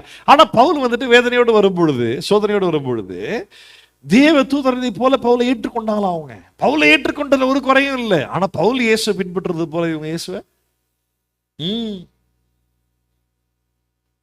இயேசுவை முழுமையாய் பின்பற்றி இயேசுவை பின்பற்றுவதற்கு உனக்கு போதிக்கிறவன் போதகரை ஏற்றுக்கொள்வாய், ஆனால் அது ஆசீர்வாதம். போதகர் நல்லபடியாக ஏற்றுக்கொள்ற, ஆனா இயேசுவை பின்பற்ற காலத்தில் கோட்டை விட்டு அப்படின்னா போதகரை ஏற்றுக்கொள்றதுனால உன் ஆசீர்வாதம் வந்துருமா? இல்ல. அப்பொழுது நீங்கள் கொண்டிருந்த ஆனந்த பாக்கியம் எங்கே? உங்கள் கண்களை பிடுங்கி கொடுக்க கூடுமானால் அப்படியும் செய்து இருப்பீர்கள் என்று உங்களுக்கு சாட்சியா இருக்கிறேன். நான் உங்களுக்கு சத்தியத்தை சொன்னதுனாலே, சத்தியத்தை சொல்றதுனால முறைக்கிறாங்க நம்மளை பார்த்து. சத்தியத்தை சொன்னா சண்டை வந்துடுது இல்ல. ஆரம்பத்தில் சாட்சி கூட சொல்லல, இயேசு இப்படித்தான், வசனம் இப்படித்தானே இருக்குது அப்படின்னா உடனே டென்ஷன் ஆயிடுறாங்க. யாருக்காக கோவப்பட்டு எதுக்காக கோவப்பட்டு யாரை பகைக்கிறோம் புரியவே மாட்டேங்குது. ஆமா, நான் உங்களுக்கு சத்தியத்தை சொன்னதுனாலே உங்களுக்கு சத்ருவானேனோ? அவர்கள் உங்களை நாடி வைராக்கியம் பாராட்டுகிறார்கள். இந்த வசனம் முக்கியம், எல்லாம் சேர்ந்து வாசி பாரு. 17 பாரு, கலாத்தியர் 4:17 முக்கியமான சத்தியம், நல்லா கவனி. நாடி வைராக்கியம் பாராட்டுகிறார்கள், ஆகிலும் நல்மனதோட அப்படி செய்யாமல் நீங்கள் அவர்களை நாடி வைராக்கியம் பாராட்டும் பொருட்டு உங்களை புறம்பாக தள்ளுகிறார்கள். மேல பவுல் சொன்னாரு, என்னை பின்பற்றுங்கள், என்னை போல் ஆகுங்கள் அப்படின்னார். நான் கிறிஸ்துக்குள்ள இருக்கிற மாதிரி. இப்போ ரட்சிக்கப்படாத உன் சொந்தன்ற பேர்ல ஒரு டீம் உன் மேல ஒரு வைராக்கியத்தை காட்டுது. நீ வந்துட்டு அவனை டிபெண்ட் பண்ணி இல்ல, நான் உனக்கு கீழே இல்லடா, நான் இயேசு கீழே இருக்கிறேன் அப்படின்னு நீ சந்தோஷமா நின்று காட்டுற. அப்போ அவன் உன்ன தூரத்தை தள்ளுறான். ஏன் உன்ன தூரத்தை தள்ளுறான் தெரியுமா? அப்படி தூரம் தள்ளினாலாவது நீ ஆண்டவர் விட்டுட்டு நீ திருப்பி இவன் தான் வேணும்னு இவன் மேல வைராக்கியமா நீ திருப்பி வரியான்னு எதிர்பார்க்கறான். ஒருபோதும் போயிடாத. உன் சொந்த மாமா கலெக்டரா இருந்துட்டு போட்டோம், துக்கடா போஸ்டிங், அதெல்லாம் ஒண்ணுமே கிடையாது. சகலத்தையும் படைத்தவர் ஆண்டவர், அவரை விட பெரிய ஆளுங்க யாருமே கிடையாது. ராமேன் சொல்லுங்கல்ல, அல்லேலூயா. ஆமா, அப்படின்னு மொத்தம் மாறிடுவீங்க. மனுஷனுக்காக எதையுமே யோசிக்காத. யாரையும் நம்பாது. அவன் ஹெல்ப் பண்றான், இவன் பார்த்துக்குவான், இவன் இருந்தாதான் என் வாழ்க்கையில பெட்டர் ஆகும், எதனா ஒரு ஆத்திர அவசரம் என்ன யார் பாப்பா? ரொம்ப சிம்பிள், இயேசு பாப்பார், கண்டிப்பா பாப்பார். ஆமா. அப்போ இந்த 17 நல்லா கவனிங்க. அவர்கள் உங்களை நாடி வைராக்கியம் பாராட்டுகிறார்கள். நீ எனக்கு வேணும், நீ எனக்கு வேணும்ன்ற மாதிரி உன் ரசிக்கப்படாத உன் ரிலேட்டிவ்ஸ், உன் ஃப்ரெண்ட்ஸ் யாருன்னா இருக்கட்டும், உன்னை சுத்தி இருக்கிற நபர்கள் யாரோ ஒருத்தர் உன் மேல பயங்கரமா வைராக்கியம் பாராட்டுறான். ஏன்னு கேட்டீங்கன்னா நல்மனதோட அப்படி செய்யலையா, எனக்கு நீ வேணும், உனக்கு யாராவது நான் ஹெல்ப் பண்றேன், உனக்கு யாராவது நான் பார்த்துக்கிறேன், எனக்கு யாராவது நீ பார்த்துக்கோ, நம்ம நல்ல ஃப்ரெண்டா இருக்கலாம், நல்ல சொந்தமா உறவுல இருக்கலாம். அப்படி இல்லை, நல்மன சாட்சியோடு வைராக்கியம் பாராட்டல. நீங்கள் அவர்களை நாடி வைராக்கியம் பாராட்டும் பொருட்டு உங்களை புறம்பாக தள்ளுகிறார்கள். இவன்லாம் இல்லைன்னா இவனா நீ வேணுமே அப்படின்னு நீ நினைக்கிற. அவனை தூரம் வைக்கிற காரணம் என்ன தெரியுமா? அவனை யூஸ் பண்ணிக்கிறதுக்காதான். சிம்பிள் எக்ஸாம்பிள் சொல்றேன் பாரு. ஊர்ல 4 பேர் 4 மாதிரி பேசிடுவாங்கன்னு சொல்லுவாங்கல்ல, அந்த 4 பேர் என்னைக்காவது உனக்கு ஹெல்ப் பண்ணிக்கிறான்னு யோசிச்சு பாரு. அதுதான் ஆன்சரு. இதை விட வாழ்க்கை தத்துவத்தை உனக்கு பைபிள் சொல்றதை விட வேற எங்கேயும் உனக்கு கிடைக்கும் யோசிச்சு பாரு. கர்த்தருடைய வார்த்தை உனக்கு எல்லாத்துக்கும் போதிக்கும். நல்லா யோசி. உன்னுடைய ரட்சிக்கப்படாத யாரா இருந்தாலும், உன்னை சுத்தி இருக்கிற யாரா இருந்தாலும், அது சொந்தம் ஃப்ரெண்ட்ஸ் இல்லை, உன்னை சுத்தி இருக்கக்கூடிய ரட்சிக்கப்படாத நபர்கள் யாரா இருந்தாலும் உன் மேல வைராக்கியம் பாராட்டுறான். நல்ல மனசு நல்லா கிடையாது. அவனுக்கு ஏதோ ஒரு விதத்துல நீ தேவைப்படுற. நான் சொல்லட்டுமா, நீ அவனுக்கு தேவைப்படணும். எதுக்காக மட்டும் தேவைப்படணும் தெரியுமா? அவனுக்கு இயேசுவை காட்டி கொடுக்கறதுக்காக மட்டும் தேவைப்படணும். ஆமென். வேற எதுக்கும் பெருசா தேவையில்லை. அதுக்காகவே அவன் என்ன பண்றான், உன்னை புறம்பே தள்ளுறான். இந்த பேசிக் புரியாம நம்ம ஐயோ இவங்களை தள்ளி வச்சிட்டாங்க, ஐயோ ஒதுக்கி வச்சிட்டாங்க, ஐயோ நல்லது கெட்டது சொல்றது இல்லை, ஐயோ அது கூப்பிடல இது கூப்பிடல. கூப்பிடலன்னா நிம்மதி நினைச்சுக்கோ, கூப்பிடலன்னா செலவில் நினைச்சுக்கோ. அந்த இடத்துல போய் நீ பெரிய ஆளுக்கு எத்து காட்டின்னு வச்சுக்கோ. ஏன் நீ இயேசுவை காட்டல, உன்னதான் காட்டினுற. ஆமா, நமக்கு தேவையில்லை. ராமின் சொல்லுங்களேன், தொடர்ந்து வாசிக்கலாம். நல்ல விஷயத்தில் வைராக்கியம் பாராட்டுவது நல்லதுதான். அதை நான் உங்களிடத்தில் இருக்கும் பொழுது மாத்திரமல்ல எப்பொழுதும் பாராட்ட வேண்டும். என் சிறு பிள்ளைகளே, கிறிஸ்து உங்களிடத்தில் உருவாகும் அளவும் உங்களுக்காக மறுபடியும் கர்ப்ப வேதனைப்படுகிறேன். உங்களை குறித்து சந்தேகப்படுகிறபடியால் நான் இப்பொழுது உங்களிடத்தில் வந்திருந்து,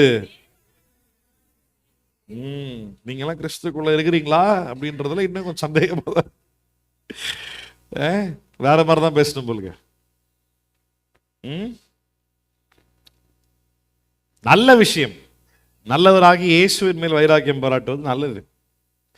அது வந்துட்டு இங்க இருக்கும்போது மட்டும் இல்ல, எப்பவுமே வைராக்கியம் ஆயிரேன் இயேசு மேல. இப்ப மட்டும் என்ன புதுசா, எப்பனா ஒரு முறை மட்டும் அப்படியே சீசனுக்கு சீசன் புத்தி மாறுமோ? சீசனுக்கு சீசன் இப்போ எப்படின்னா, வெயில் காலம் அடிச்சது அப்படின்னா சட்டையெல்லாம் கழட்டி போட்டு ஃபேனை போட்டு பேட் படுத்துட்டு இருப்போம். குளிர்காலம் வச்சுன்னா ஃபேன்லாம் ஆஃப் பண்ணிட்டு பார்த்தீங்கன்னா சீசனுக்கு சீசன் தூங்குற பேட்டர்ன் மாறுற மாதிரி சீசன் சீசன் புத்தி மாறுமோ? சில டைம்ல பார்த்தா அப்படியே இயேசு ஆண்டவர் ஹல்லேலூயா ஹல்லேலூயா அப்படின்றது. சம்டைம்ஸ் பார்த்தா எங்கிறானே தேங்கடா போனான் ஆளை காணும், நெத்த ஆலையில் இருக்க தின்ன ஆளை காணும், தேடுற மாதிரி இது. சீசனுக்கு சீசன் புத்தி மாறிது போலுங்கல்ல. இல்லை, எப்பவுமே கிறிஸ்து இயேசுக்குள்ள ஒரே மாதிரி இரு. ஆமா. இப்ப வாசிக்கலாம், 21 வாசிக்கலாம். அற்புதமான ஒரு சத்தியத்தை பவுல் போதிக்கிறாரு. நியாய பிரமாணத்துக்கு கீழ்பட்டிருக்க விரும்புகிற நீங்கள் நியாய பிரமாணம் சொல்லுகிறதை கேட்கவில்லையா? இதை எனக்கு சொல்லுங்கள். ஆபிரகாமுக்கு 2 குமாரர்கள் இருந்தார்கள் என்று எழுதியிருக்கிறது. ஒருவன் அடிமைப்பட்டவனிடத்தில் பிறந்தவன், ஒருவன் சுயாதீனம் உள்ளவனிடத்தில் பிறந்தவன். அடிமையானவனிடத்தில் பிறந்தவன் மாம்சத்தின்படி பிறந்தான், சுயாதீனம் உள்ளவனிடத்தில் பிறந்தவன் வாக்கு தத்தத்தின்படி பிறந்தான். இப்ப நல்லா கவனிங்க. இப்ப இவ்வளவு நேரம் நம்ம 4ஆம் அதிகாரம் முதல்ல என்ன பார்த்தோம் அப்படின்னா, விசுவாசத்தால் கிறிஸ்து இயேசுக்குள்ள எப்பயோ பிள்ளை ஆயாச்சு. நீ பிள்ளைன்ற அந்த அதிகாரத்தை நீ உன் வாழ்க்கையில உன்னுடைய சுதந்திர வாழ்க்கையில் நீ பயன்படுத்தணும் அப்படின்னா உனக்கு வளர்ச்சி தேவை. அப்படி இல்லைன்னா நீ இன்னும் மற்றவனுக்கு அடிமையா தான் இருக்க போற. அது யாருக்கு அடிமையா இருக்க போற? அடிமைப்பட்டிருக்கிறவனுக்கே அடிமையா இருக்க போற. இன்னைக்கு நல்லா கவனி, ரட்சிக்கப்பட்டாச்சு, பல வருஷமா சபைக்கு போயிட்டு இருக்கான், இயேசு நல்லா தெரியுன்ற பேர்ல பல ஆக்டிவிட்டிஸ்ல நல்லா காட்டிக்கிறான். ஆனா இயேசு சொல்ற பேச்சு கேட்கிற மாதிரி தெரியல, இயேசுவே இல்லாதவன் பேச்சு கேட்கிற மாதிரி தான் தெரியுது. அப்போ அடிமையா இருக்கான் ஒருத்தன், அவன் பேசுக்கு இவன் கீழ்படுகிற அப்படின்னால இவன் அடிமையானவனுக்கு அடிமையா இருக்கிறான். புரியுதா? ஆனா வாக்குத்தத்தத்தின் பிள்ளை மாம்சத்தின்படி பிறக்கல, வாக்குத்தத்தத்தின்படி ஆவியின்படி பிறந்திருக்கிறபடினால் அவங்க யாருக்குமே அடிமைப்பட்டிருக்க மாட்டான். இது பிறப்பின் அடிப்படையில் பிள்ளையாயாச்சு. கிறிஸ்துவை அறிகிற அந்த வளர்ச்சியின் அடிப்படையில் தான் நம்ம வாக்குத்தத்தத்தை முழுமையாக பெற முடியும், சுதந்திரவாளியாய் முழுசா வாழ முடியும். அவன் சொல்ல மாட்டீங்களா? ரைட்டு. அப்போ தொடர்ந்து வாசிக்கலாம். 23. அடிமையானவரிடத்தில் பிறந்தவன் மாம்சத்தின்படி பிறந்தான், சுயாதீனம் உள்ளவரிடத்தில் பிறந்தவன் வாக்குத்தத்தத்தின்படி பிறந்தான். இவைகள் ஞான அர்த்தம் உள்ளவைகள். அந்த ஸ்திரீகள் 2 ஏற்பாடுகளாம். எந்த ஸ்திரீகள்? ஆகாரும் சாராளும் 2 ஏற்பாடுகள். படிக்காம சொல்லுங்க பார்ப்போம். ஆகார் என்ன ஏற்பாடு? பழைய ஏற்பாடு. சாராள் என்ன ஏற்பாடு? வெரி குட், வாசிக்கலாம். ஆமா, ஆகார் என்பது அரபு தேசத்தில் உள்ள சீனாய் மலை. அந்த ஆகார் இப்பொழுது இருக்கிற எருசலேமுக்கு சரி. இவள் தன் பிள்ளைகளோடு கூட, கவனிச்சிங்களா? ஆகார் யாரு? யாருக்கு சமமா இருக்கு ஆகாரு? என்ன மலை? சீனாய் மலை. சீனாய் மலையில் என்ன நடந்தது? என்ன கட்டளை? 10 கட்டளை ஆண்டு யார்ட்ட கொடுத்தாரு? அந்த கட்டளை வந்த பிறகுதான் அடிமையானானா இல்லையா? ரைட்டு. இப்ப கிறிஸ்து இயேசுக்குள்ள அந்த கட்டளை இருந்து வெளியே வந்தாச்சா இல்லையா? ரைட்டு. இப்ப அழகா சுவாசிங்க. இப்ப இருக்கிற எருசலேம் இன்னும் இயேசுவை ஏத்துக்கல, இன்னும் பிரமாணத்துக்குள்ள இருக்குது. இப்ப இருக்கிற எருசலேம் அடிமைத்தனத்துக்கு உட்பட்டிருக்கிறார்கள். இனி அநேக சபைகள்ல இஸ்ரவேல் தேவனுடைய பிள்ளைகள் இப்போ வசனம் சொல்லு, இப்போ அவன் அடிமையா இருக்கிறான். நான் தான் தேவனுடைய பிள்ளை, புறஜாதியாகி நம்ம தான் தேவனுடைய பிள்ளை. ஒரு காலத்துல தேவ பிள்ளை என்று அழைக்கப்பட்ட இஸ்ரவேல் இன்னைக்கும் அடிமையா இருக்கிறான். தொடர்ந்து வாசிக்கலாம். மேலான எருசலேமோ சுயாதீனம் உள்ளவள், அவளே நம்ம எல்லாருக்கும் தாயானவள். அந்தபடி இப்ப ஏசாயா தீர்க்கதரிசி சொன்னதை இங்க இவர் இப்ப ரிப்பீட் பண்றாரு. அந்தபடி பிள்ளை பெறாத மறுபடிய மகிழ்ந்திரு, கர்ப்பவேதனை படாதவளே களிப்பா எழும்பி ஆர்ப்பரி. கர்ப்பவேதனை படாதவர்கள் 2 பேரு. ஒண்ணு திருமணமாய் குழந்தை இல்லாதவங்க, அவங்கள பத்தி ஏற்கனவே சொல்லிட்டாரு. பிள்ளை இல்லாத மறுபடியே களிக்கூறு. கர்ப்பவேதனை படாதவளே அப்படின்னு திருமணம் ஆகாதவர்கள் கவலையப்படாத, களிப்பாய் எழும்பி ஆர்ப்பரி. இப்ப நல்லா கவனி. உலகத்தினுடைய அடிமைத்தனத்துக்குள்ள இன்னும் இருப்ப அப்படின்னா, இன்னும் கல்யாணம் ஆகல, இன்னும் கல்யாணம் ஆகல. இந்த வார்த்தை கேட்டோன்னா அப்படி நம்ம ஆள் என்ன பாதி டிப்ரெஷன்ல போயிடுவான் இல்ல? அவன் டிப்ரெஷன்ல போனாலும் என்னையும் சேர்த்து டிப்ரெஷன் ஆக்குவான். பாஸ்டர் நான் பாஸ்டர் ஒன்று பார்த்தேன், நான் பார்க்க மாட்டாடா சொல்றேன், ஊர்லாம் சொல்றேன், எல்லா பாஸ்டர்ஸிட்டையும் பேசுறேன். யாரை பார்த்தாலும் பொண்ணுக்கு பையன், பையனுக்கு பொண்ணு, எப்ப பார்த்தாலும் இதுக்கு மேட்சிங் கரெக்டா இருக்குமா? கிட்டத்தட்ட கல்யாணம் போகிற மாதிரி ஆயிட்டேன்னு கிட்டத்தட்ட. ஆமா, இது செட் ஆகுமா, அது செட் ஆகுமா, அது செட் ஆகுமா அப்படின்னு பார்த்துட்டே இருப்பேன். ஏன்னா என்னோட ஒரு சின்ன பிரச்சனை தெரியுமா, கல்யாணம் பண்ண நினைச்சா எப்பயோ எவனையோ பிடிச்சி ஏதோ ஒன்று பண்ணி கல்யாணத்தை பண்ணி வச்சுட்டு இருப்பேன். ஆனா ஏன் பிரச்சனை தெரியுமா, நான் என்னோட சொந்த ஃபேமிலியே பார்க்கறேன்னா என் பிள்ளை எப்படி பார்ப்பேன், அந்த மாதிரி தான் நான் பார்க்குறேன். அதனால என்ன சொல்றது, கரெக்டா அமைய மாட்டீங்க, சரியில்லையே சரியில்லையே சரியில்லையே அப்படின்ட்டு வெயிட் பண்ணிட்டே இருக்கிறேன். கத்த நேர்த்தியான நேரத்தில் காரியத்தை வாய்க்கப்படுவார். இப்ப என்னன்னா, அது வரைக்கும் கர்ப்பவேதனை படாதவளை களிப்பாய் எழும்பி ஆர்ப்பரி. மற்றவன் கேட்கறான்றதுனால ஃபீல்லாம் பண்ணக்கூடாது. ஆமா, அடுத்து பாருங்க. புருஷன் உள்ளவளை பார்க்கிலும் அநாத ஸ்திரீக்கே, கல்யாணம் பண்ணி உன் பிள்ளையை பத்தினா உன் பிள்ளையை பார்க்கறதுக்கு டைம் சரியா போயிடும். மற்றவன் உன் பிள்ளையவே பார்க்க முடியாதுனால. ஆமா, கிட்டத்தட்ட ஆண்களுக்கு பவுல் சொன்ன மாதிரி தான். உனக்கு இந்த 7ஆம் அதிகாரத்தில் திருமணம் ஆனவரில் விட்டு வெளியே வர ட்ரை பண்ணாத, திருமணம் ஆகாது இருக்கிறவன் என்ன போலவே இருந்துரு. திருமணம் ஆனவன் குடும்பத்துக்குரிய காரியத்தை யோசிப்பான், திருமணம் ஆகாதவன் கத்திற்குரிய காரியத்தை யோசிப்பான் அப்படின்ட்டார். அல்லேலூயா. இதெல்லாம் எனக்கு கொஞ்சம் லேட்டாக புரிஞ்சிச்சு எனக்கு. சரி, இதுக்கு மேலே என் குடும்பத்தில் பிரச்சனை பண்ண வேண்டாம், நம்ம சத்திய ரைட். அதை குறித்து வேதம் என்ன, ஆகிலும் மாம்சத்தின்படி பிறந்தவன் ஆவியின்படி பிறந்தவன். 28 சகோதரரே, நாம் ஈசாக்கை போல வாக்குத்தத்தத்தின் பிள்ளைகள். என்ன பிள்ளை? கல்யாணம் பண்ணி பிள்ளையை பத்தி என் பிள்ளை, நானே ஆண்டருக்கு முதல்ல பிள்ளைதான். இப்ப ஆண்டவருக்குள்ள எல்லாரையும் ஆண்டோடைய பிள்ளையா மாற்றுவதில் நான் பிரயாசப்பட்டுக்கிட்டு இருக்கிறேன். நான் மாம்சத்தின்படி பிள்ளையை பார்த்தா எனக்கு பிறக்கிற 1 2 3, அதுவும் பிறக்கலாம், அதுவும் இல்லை, அது அடுத்த டிப்ரெஷன் இல்லை. ஆமா ஆமா. ஆனா ஆவியின்படி கிறிஸ்து இயேசுக்குள் நான் பிறந்திருக்கிறபடினால ஏற்கனவே நான் பிள்ளையா தான் இருக்கிறேன். இப்ப கிறிஸ்து இயேசுக்குள்ள எத்தனை பேர் நான் ஆத்மாதாயம் பண்றனோ அத்தனை பேருமே என் பிள்ளைன்ற கணக்குல தான் ஆண்டுக்குள்ள வருவான். சொல்லுங்களேன். ஆமா, அப்போ சகோதரரே, நாம் ஈசாக்கை போல வாக்குத்தத்தத்தின் பிள்ளைகளா இருக்கிறோம். ஆகிலும் மாம்சத்தின்படி பிறந்தவன் அப்பொழுது துன்பப்படுத்தது போல யார் துன்பப்படுத்தினது? யார் துன்பப்படுத்தினது? ஈசாக்கு, இஸ்மவேல், யாரு? ஈசாக்கு துன்பப்படுத்தினா. நான் ஏற்கனவே சொல்லி கொடுத்திருக்கேன், மறந்துட்டீங்களோ? ஈசாக்கு பிறக்கும் பொழுது இஸ்மவேலுக்கு என்ன வயசு? 13 வயசு. ஈசாக்கு பிறக்கும்போது இஸ்மவேலுக்கு 13 வயசு. ஆபிரகாமுக்கும் சாராளுக்கும் பிள்ளை உண்டாகணும்னு சொல்லி ஆண்டவர் சொல்லிட்டாரு. சொல்லி 25 வருஷம் கிட்ட ஆக போது, இன்னும் பிள்ளை இல்லை. அதில் 25 வருஷம் இல்லை, நடுவில் என்ன பண்ணிட்டான்? பொண்டாட்டி பேச்சை கேட்டு 100 வயசுல ஆபிரகாமுக்கு ஈசாக்கு பிறகுறான்னு வச்சுக்கங்களேன்.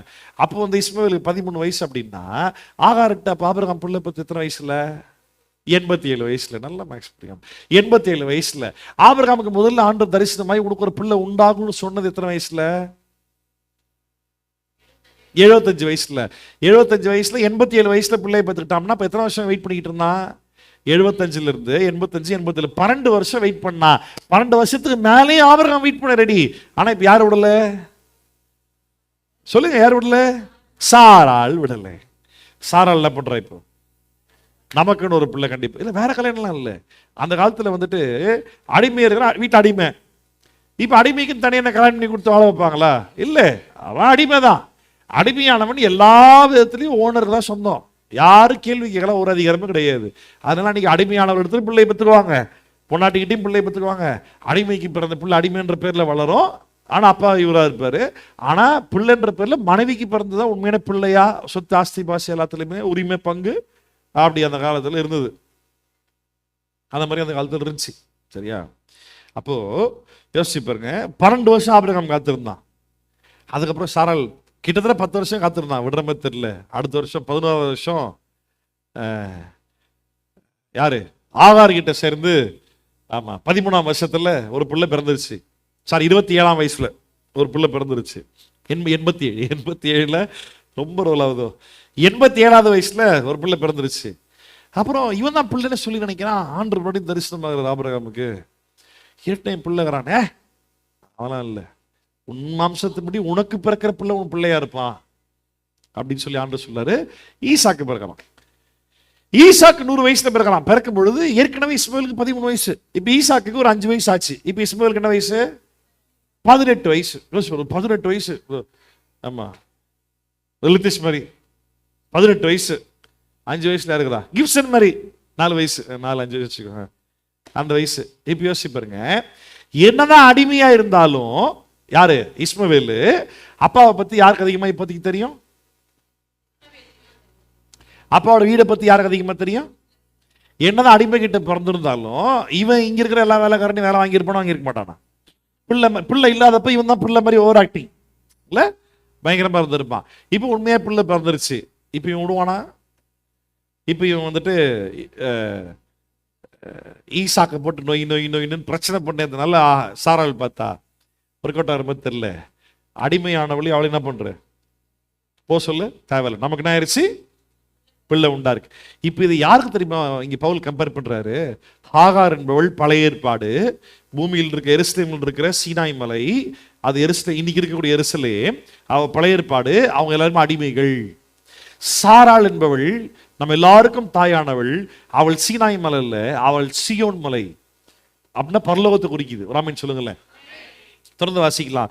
அதை குறித்து வேதம் 29 ஆகிய மாம்சத்தின்படி பிறந்தவன் ஆவியின்படி பிறந்தவனை அப்பொழுது துன்பப்படுத்தது போல இப்பொழுதும் நடந்து வருகிறது. அதை குறித்து வேதம் என்ன சொல்லுகிறது? அடிமையானவளின் மகன் சுயாதீனம் உள்ளவனுடைய குமாரனோட சுதந்திரவாளியா இருப்பது இல்லை. ஆகையால் அடிமையானவளையும் அவளுடைய மகனையும் புறம்பே தள்ளு என்று சொல்லுகிறது. இப்படி இருக்க சகோதரரே, நாம் அடிமையானவளுக்கு பிள்ளைகளாயிராமல் சுயாதீனம் உள்ளவளுக்கே சொல்லுவோமா? நம்ம யாருக்கு பிள்ளை இல்லை? அடிமைக்கு பிள்ளை. நம்ம யாருக்கு பிள்ளையா இருக்கிறோம்? சுயாதீனம் உள்ளவளுக்கே பிள்ளையாக இருக்கிறோம். சொல்லுவோமா? அப்போ நல்ல கவனி, அப்போஸ்தல உபதேசம் இதுதான். கிறிஸ்துவின் ரத்தத்தால் ஏற்படுத்தப்பட்ட புது உடன்படிக்கைக்குள்ள வாழுகிற யாரா இருந்தாலும் இவர்கள் உலகத்தின்படி பிழைக்கிறவர்கள் அல்ல, விசுவாசத்தினால் ஆவியின்படி பிழைக்கிறவர்கள். ஆமென். ஆமா, ரட்சிக்கப்பட்ட யாரா இருந்தாலும், இயேசு பின்பற்ற யாரா இருந்தாலும், உலகத்துல தேவர் அல்லாதவர்களுக்கு கீழ்ப்படிய மாட்டோம். உலகத்துல ஏற்கனவே அடிமையா இருக்கிறவனுக்கு அடிமையா இருக்க மாட்டோம். கிறிஸ்து இயேசுக்குள்ள புதுசா பிறந்தப்போ நிறைய சத்தியம் தெரியாது. அதனால புதுசா ரட்சிக்கப்பட்டப்போ சத்தியத்தை கற்றுக்கொள்றதுக்கு முன்னாடி சொந்தக்காரன்ற பேர்ல நிறைய பேருடைய பாரம்பரிய காரியங்களை தொடர்ந்து செஞ்சுட்டு தான் வந்தோம். கிறிஸ்து இயேசுக்குள்ள சத்தியத்தை கேள்விப்பட்டு கத்துக்க ஆரம்பிக்கும் பொழுது கிறிஸ்துக்குள்ள வளர ஆரம்பிக்கிறோம். அப்ப வளரும் பொழுது நம்ம ஃப்ரீயா இருக்க ட்ரை பண்றோம். எந்த ஒரு நிபந்தனைக்கும் மனுஷனுடைய போதனைக்கும் எந்த ஒரு பாரம்பரியத்திற்குள்ள நம்ம போறது இல்லை. அப்படி இருந்தீனா வசனம் சொல்லுது, இவனுக்கு சுதந்திர வாழ்வோட பங்கு அவன புறம்பே தள்ளு. நியாயத்துக்கு நல்ல கத்துறதான் செய்வார். பிள்ளையா இருக்கிறான், ஆனா இன்னும் வளர்ந்து சுதந்திரவாளி ஆகல. அவன் இன்னும் பிள்ளைன்ற பேர்ல இருந்தாலும் இன்னும் யாரு கீழே இருக்கிறான்? அடிமையானவனுக்கே கீழே இருக்கிறான்.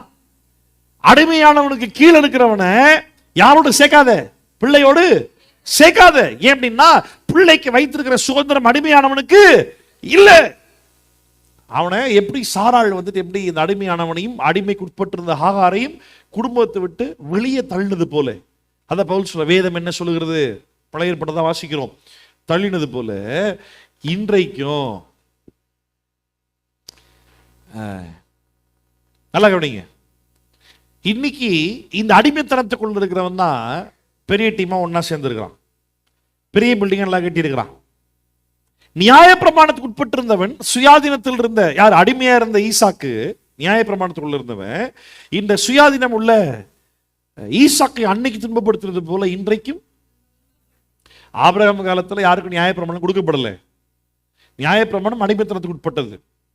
நியாய பிரமாணம் கொடுக்கறதுக்கு முன்னாடியே ஆபிரகாம் நீதிமானாய் வாழ்ந்தது போல ஈசாக்கு அடிமையா வாழ்ந்தான். ஆபிரகாம் சுதந்திரவாளியாய் ஈசாக்கு சுதந்திரவாளியை வாழ்ந்தது போல ஆகாரும் இஸ்மவேலும் அடிமையை வாழ்ந்தார்கள். ரைட்டா? இப்போ இதுதான் கம்பேர் பண்ணி பவுல் பேசுறார். இது பழைய ஏற்பாடு, அது புதிய ஏற்பாடு.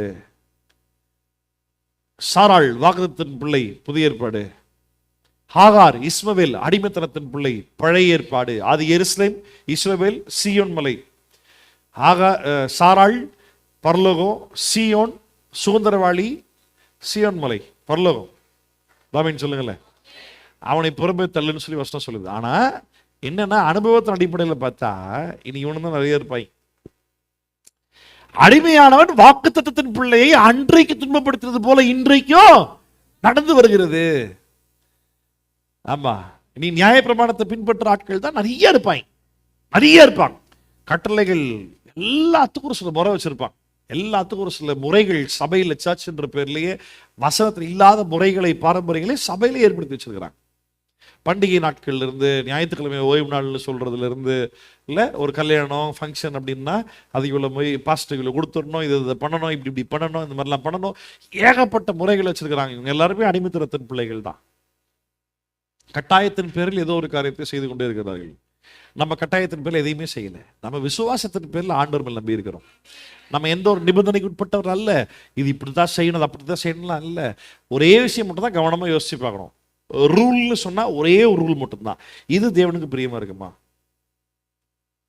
இல்லாத பட்சத்தில் நான் அதை இப்படி ஒரு காரியம் செய்யணும்னு சொல்லி நம்மளுக்கு ஒரு ஒரு நிபந்தனைக்குள்ள தள்ளப்படுறோமே, ஒரு கட்டாயத்தின் பேர்ல தள்ளப்படுறோமே. இதை பத்தி பைபிள் என்ன சொல்லுது? இதை பத்தி பைபிள் எதுவும் இல்லை. இல்லைன்னா அப்ப பண்ணாதன்னு தான் அர்த்தம். அதை பத்தி பைபிள்ல பெருசா எதுவும் இல்லை, பண்ணிக்கலாம். கர்த்தருடைய வார்த்தை இல்லை, அதை பத்தி இல்லையா? அப்ப என்ன அர்த்தம் அதுக்கு? பண்ணாத. ஆமென். நம்ம எல்லாமே சுதந்திரவாளிகளா இருக்கிறோம், கிறிஸ்துவுக்கு பிள்ளைகளா இருக்கிறோம். இவ பிள்ளையானவன் சுதந்திரவாளியா மாறணும். அதுதான் முக்கியம், அதுதான் ஆவிக்குரிய வளர்ச்சி. அப்ப அப்போஸ்தல உபதேசத்துடைய எதை சார்ந்து உபதேசித்தார்கள்? புது உடன்படிக்கை சார்ந்து உபதேசித்தார்கள். புது உடன்படிக்கைக்கு உட்பட்டவர்கள் எல்லாருமே தேவனுடைய பிள்ளைகளாக இருக்கிறார்கள். பிள்ளைகள்னு சொன்னா நீ சுதந்திரவாளி தான். சுதந்திரத்துக்கு ஏதோ வாழ்ந்தீனா இருக்கும், இல்லாட்டி சுதந்திரத்தை இழந்து உலகத்தில் இருக்கிற மனிதனுக்கு அடிமையா இருக்கிறவனுக்கு அடிமையா போயிடுவேன். அது ஒருபோது இடம் கொடுக்காது. இன்னைக்கு சின்சியரா ஜெபம் பண்ணும். இப்ப நம்ம எல்லாம் சேர்ந்து ஜெபிக்க போறோம், முட்டி போட்டு சின்சியரா ஜெபம் பண்ண போறோம். ஆண்டவரே, எக்காரணத்து கொண்டோம் இயேசுவை அறியாத ஒரு நபர் பேச்சை நான் கேட்க மாட்டேன். ரட்சிக்கப்படாத ஒருத்தன் இது இந்த விஷயத்தை இப்படிதான் பண்ணணும்னு சொன்னானா நான் கண்டிப்பா எனக்கு உங்க வார்த்தை என்ன சொல்லுதோ அதான் செய்வேன். கர்த்தருடைய பிள்ளைகள் என்ன சொல்றாங்களோ அதுவும் வார்த்தையின் முடிதான், அதை மட்டும் தான் செய்வேன். ஜெபம் பண்ணலாமா? ஏன் தெரியுமா? நீ உலக வழிபாடுகளுக்கு கீழ்பட்டு போனீங்கன்னா உன் ஆசீர்வாதத்தை இழக்கிற. ஆமா, உன் ஆசீர்வாதத்தை இழக்கிற. ஆசீர்வாதத்தை ஒருபோதும் இழக்காதீங்க. கண்களை மூடி செபிக்கலாம். கண்களை மூடி. பிதாவே, நான் நன்றியோடு துதிக்கிற ஆண்டவரே, இந்த நல்ல காலை வேளைக்காய் நன்றி. தகப்பனே, நாங்கள் இன்னைக்கு அப்போஸ்தலர்கள் எதை சார்ந்து உபதேசித்தார்கள் என்று சொல்லி நாங்கள் இன்னைக்கு வாசிச்சோம். அப்போஸ்தலனாகிய பவுல் சபைக்கு என்ன போதித்தார் அப்படின்றத நாங்கள் படித்தோம். எங்களுக்கு ஆண்டவர் புரிய வச்சிங்க, உங்களுக்கு நன்றி அப்பா. நாங்கள் விசுவாசத்தின் அடிப்படையில் பிள்ளை ஆயிட்டோம், ஆனால் வாக்குத்தத்தத்தின் அடிப்படையில் ஆண்டவரே நாங்கள் சுதந்திரவாளியாகத்தக்கதாய் கிறிஸ்து இயேசுக்குள்ள வளர கிருபை செய்யுங்க ஆண்டவரே. அதற்கு தடையாக இருக்கிற அநேக காரியங்கள் நாங்கள் பார்த்தோம். உலக மனிதனுக்கு, உலக பாரம்பரியங்களுக்கு, ஆகாரத்தை குறித்து, நாட்களை குறித்து, மாத பிறப்புகளை குறித்து, பண்டிகைகளை குறித்து, உலக பாரம்பரியங்கள், சடங்காச்சாரங்கள் குறித்து நாங்கள் பார்த்தோம் ஆண்டவரே. நான் அந்த உலகத்தில் ஸ்வாபத்தின்படி தேவர் அல்லாதவர்களுக்கு நாங்கள் அடிமைகளாய் ஒரு காலத்தில் இருந்தோம். இப்போ சுவாபத்தின்படியே தேவனாய் இருக்கிற உமக்கு நாங்கள் அடிமைகளாக இருக்கிறோம் ஆண்டவரே. உம்முடைய பிள்ளைகளா இருக்கிறோம் அப்பா. உம்முடைய சுதந்திரத்தில் நாங்கள் வாழ நாங்கள் முயற்சி செய்கிறோம் ஆண்டவரே. இந்த சத்தியத்தினுடைய தெளிவு புரிதல் ஆண்டவரே எங்கள் இன்னும் மேன்மையாய், இன்னும் அதிகமாய் கிறிஸ்து இயேசுக்குள்ள ஜீவிப்பதற்கு உதவி செய்ய முடியும் நாங்கள் செபிக்கிறோம் ஆண்டவரே. இந்த நாளில் நீர் எங்களோடு பேசின வார்த்தைகளுக்காக நன்றி அப்பா. எந்த ஒரு காரணத்துக்கு ஆண்டவரே நாங்கள் உலக பாரம்பரியத்துக்குள்ள போகாதபடிக்கு ஆண்டவரே, உலக வழிபாடுகளுக்கும் சடங்காச்சாரியங்களுக்கும் மாயமான தாழ்மையில் தேவ தூதர்களுக்கு ஆராதனை செய்து ஆண்டவரே, அப்படிப்பட்ட ஆட்கள் ஆண்டவரே எங்களுடைய ஆத்துமாக்களை கொள்ளை பொருளாய் கொண்டு போய் விடாதபடிக்கு, நாங்கள் வஞ்சியாதபடிக்கு ஜாக்கிரதையா இருக்க பரிசுத்த ஆவியானவர் உதவி செய்வீராக. உமக்கு மட்டுமே நாங்கள் கீழ்ப்படியணும், உம்முடைய வார்த்தைக்கு மட்டுமே நாங்கள் கீழ்ப்படியணும். ஆவிக்குரிய வாழ்க்கையில வளர்ந்து சுதந்திரவாளியாய் நாங்கள் உமக்குள்ள வாழணும் ஆண்டவரே. உம்முடைய சுதந்திரத்தை தரித்தவர்களாய் நாங்கள் ஜீவிக்க உதவி செய்யுங்க டாடி. இது அறியாத புரியாத மக்களுக்கு ஆண்டு நீங்க புரிய வைங்க. உங்களுடைய சித்தத்தின்படி கர்த்தர் நீங்க நடத்துங்க. உங்க நாமத்தை மகிமைப்படுத்திக் கொள்ளுங்க. எங்களை தாழ்த்துகிறோம், உன் நாமத்தை உயர்த்துகிறோம். இயேசுவின் நாமத்தில் ஜெபிக்கிறோம் நல்ல பிதாவே. என் ஆத்துமாவே கர்த்தரை ஸ்தோத்திரி, உள்ளமே பரிசுத்த நாமத்தை ஸ்தோத்திரி. என் ஆத்துமாவே கர்த்தரை ஸ்தோத்திரி. கர்த்தர் செய்த சகல உபகாரங்களையும் மறவாதே. அவன் அக்கிரமங்களை எல்லாம் மன்னித்து, நோய்களை எல்லாம் குணமாக்கி, பிராணனை அழிவுக்கு விலக்கி மீட்டு, கிருபையினாலும் இரக்கத்தினாலும் முடிசூட்டு, நன்மையினால் வாயை திருப்தியாக்குகிறார். கழுகுக்கு சமணமாய் உன் வயது திரும்ப வாழ வயது போல் ஆகிறது. ஆமாம், நாசம் பெற்றுக்கொள்ளோம் நம் திரியேக தேவனாகிய பிதா குமாரன் பரிசுத்த ஆவியின் நாமத்தினால நம் அனைவருக்கும் கிருபையும் சமாதானம் தெய்வ அன்பும் பரிசுத்த ஆவியானவருடைய அந்யோன்யமும் ஐக்கியமும் இன்றைக்கும் சதா காலங்களிலும் ஆண்டவராய் இயேசு வரும் வரைக்கும் நம் அனைவரோடு கூட இருந்து நடத்துவாராக. ஆமென். லேலூயா, லேலூயா, லேலூயா. God bless you. கர்த்தர் ஆசீர்வதிப்பாராக. மாரநாதா, இயேசு சீக்கிரம் வர போகிறார். ஆமென். மறுபடியும் ஞாபகப்படுத்திக் கொள்ளுங்க, விசுவாசத்தின் அடிப்படையில் ஆவியில பிறந்த பிள்ளைகளாக இருக்கிறோம். வாழ்க்கையின் அடிப்படையில் வாழ்ந்து சத்தியம் உணர்ந்து ஆவிக்குரிய வளர்ச்சியில் தேவனுடைய சுயாதீனத்திற்குள்ள வாழ முயற்சி செய்வோம். அதோட பெரிய ஆசீர்வாதம் ஒன்றும் இல்லை. God bless you.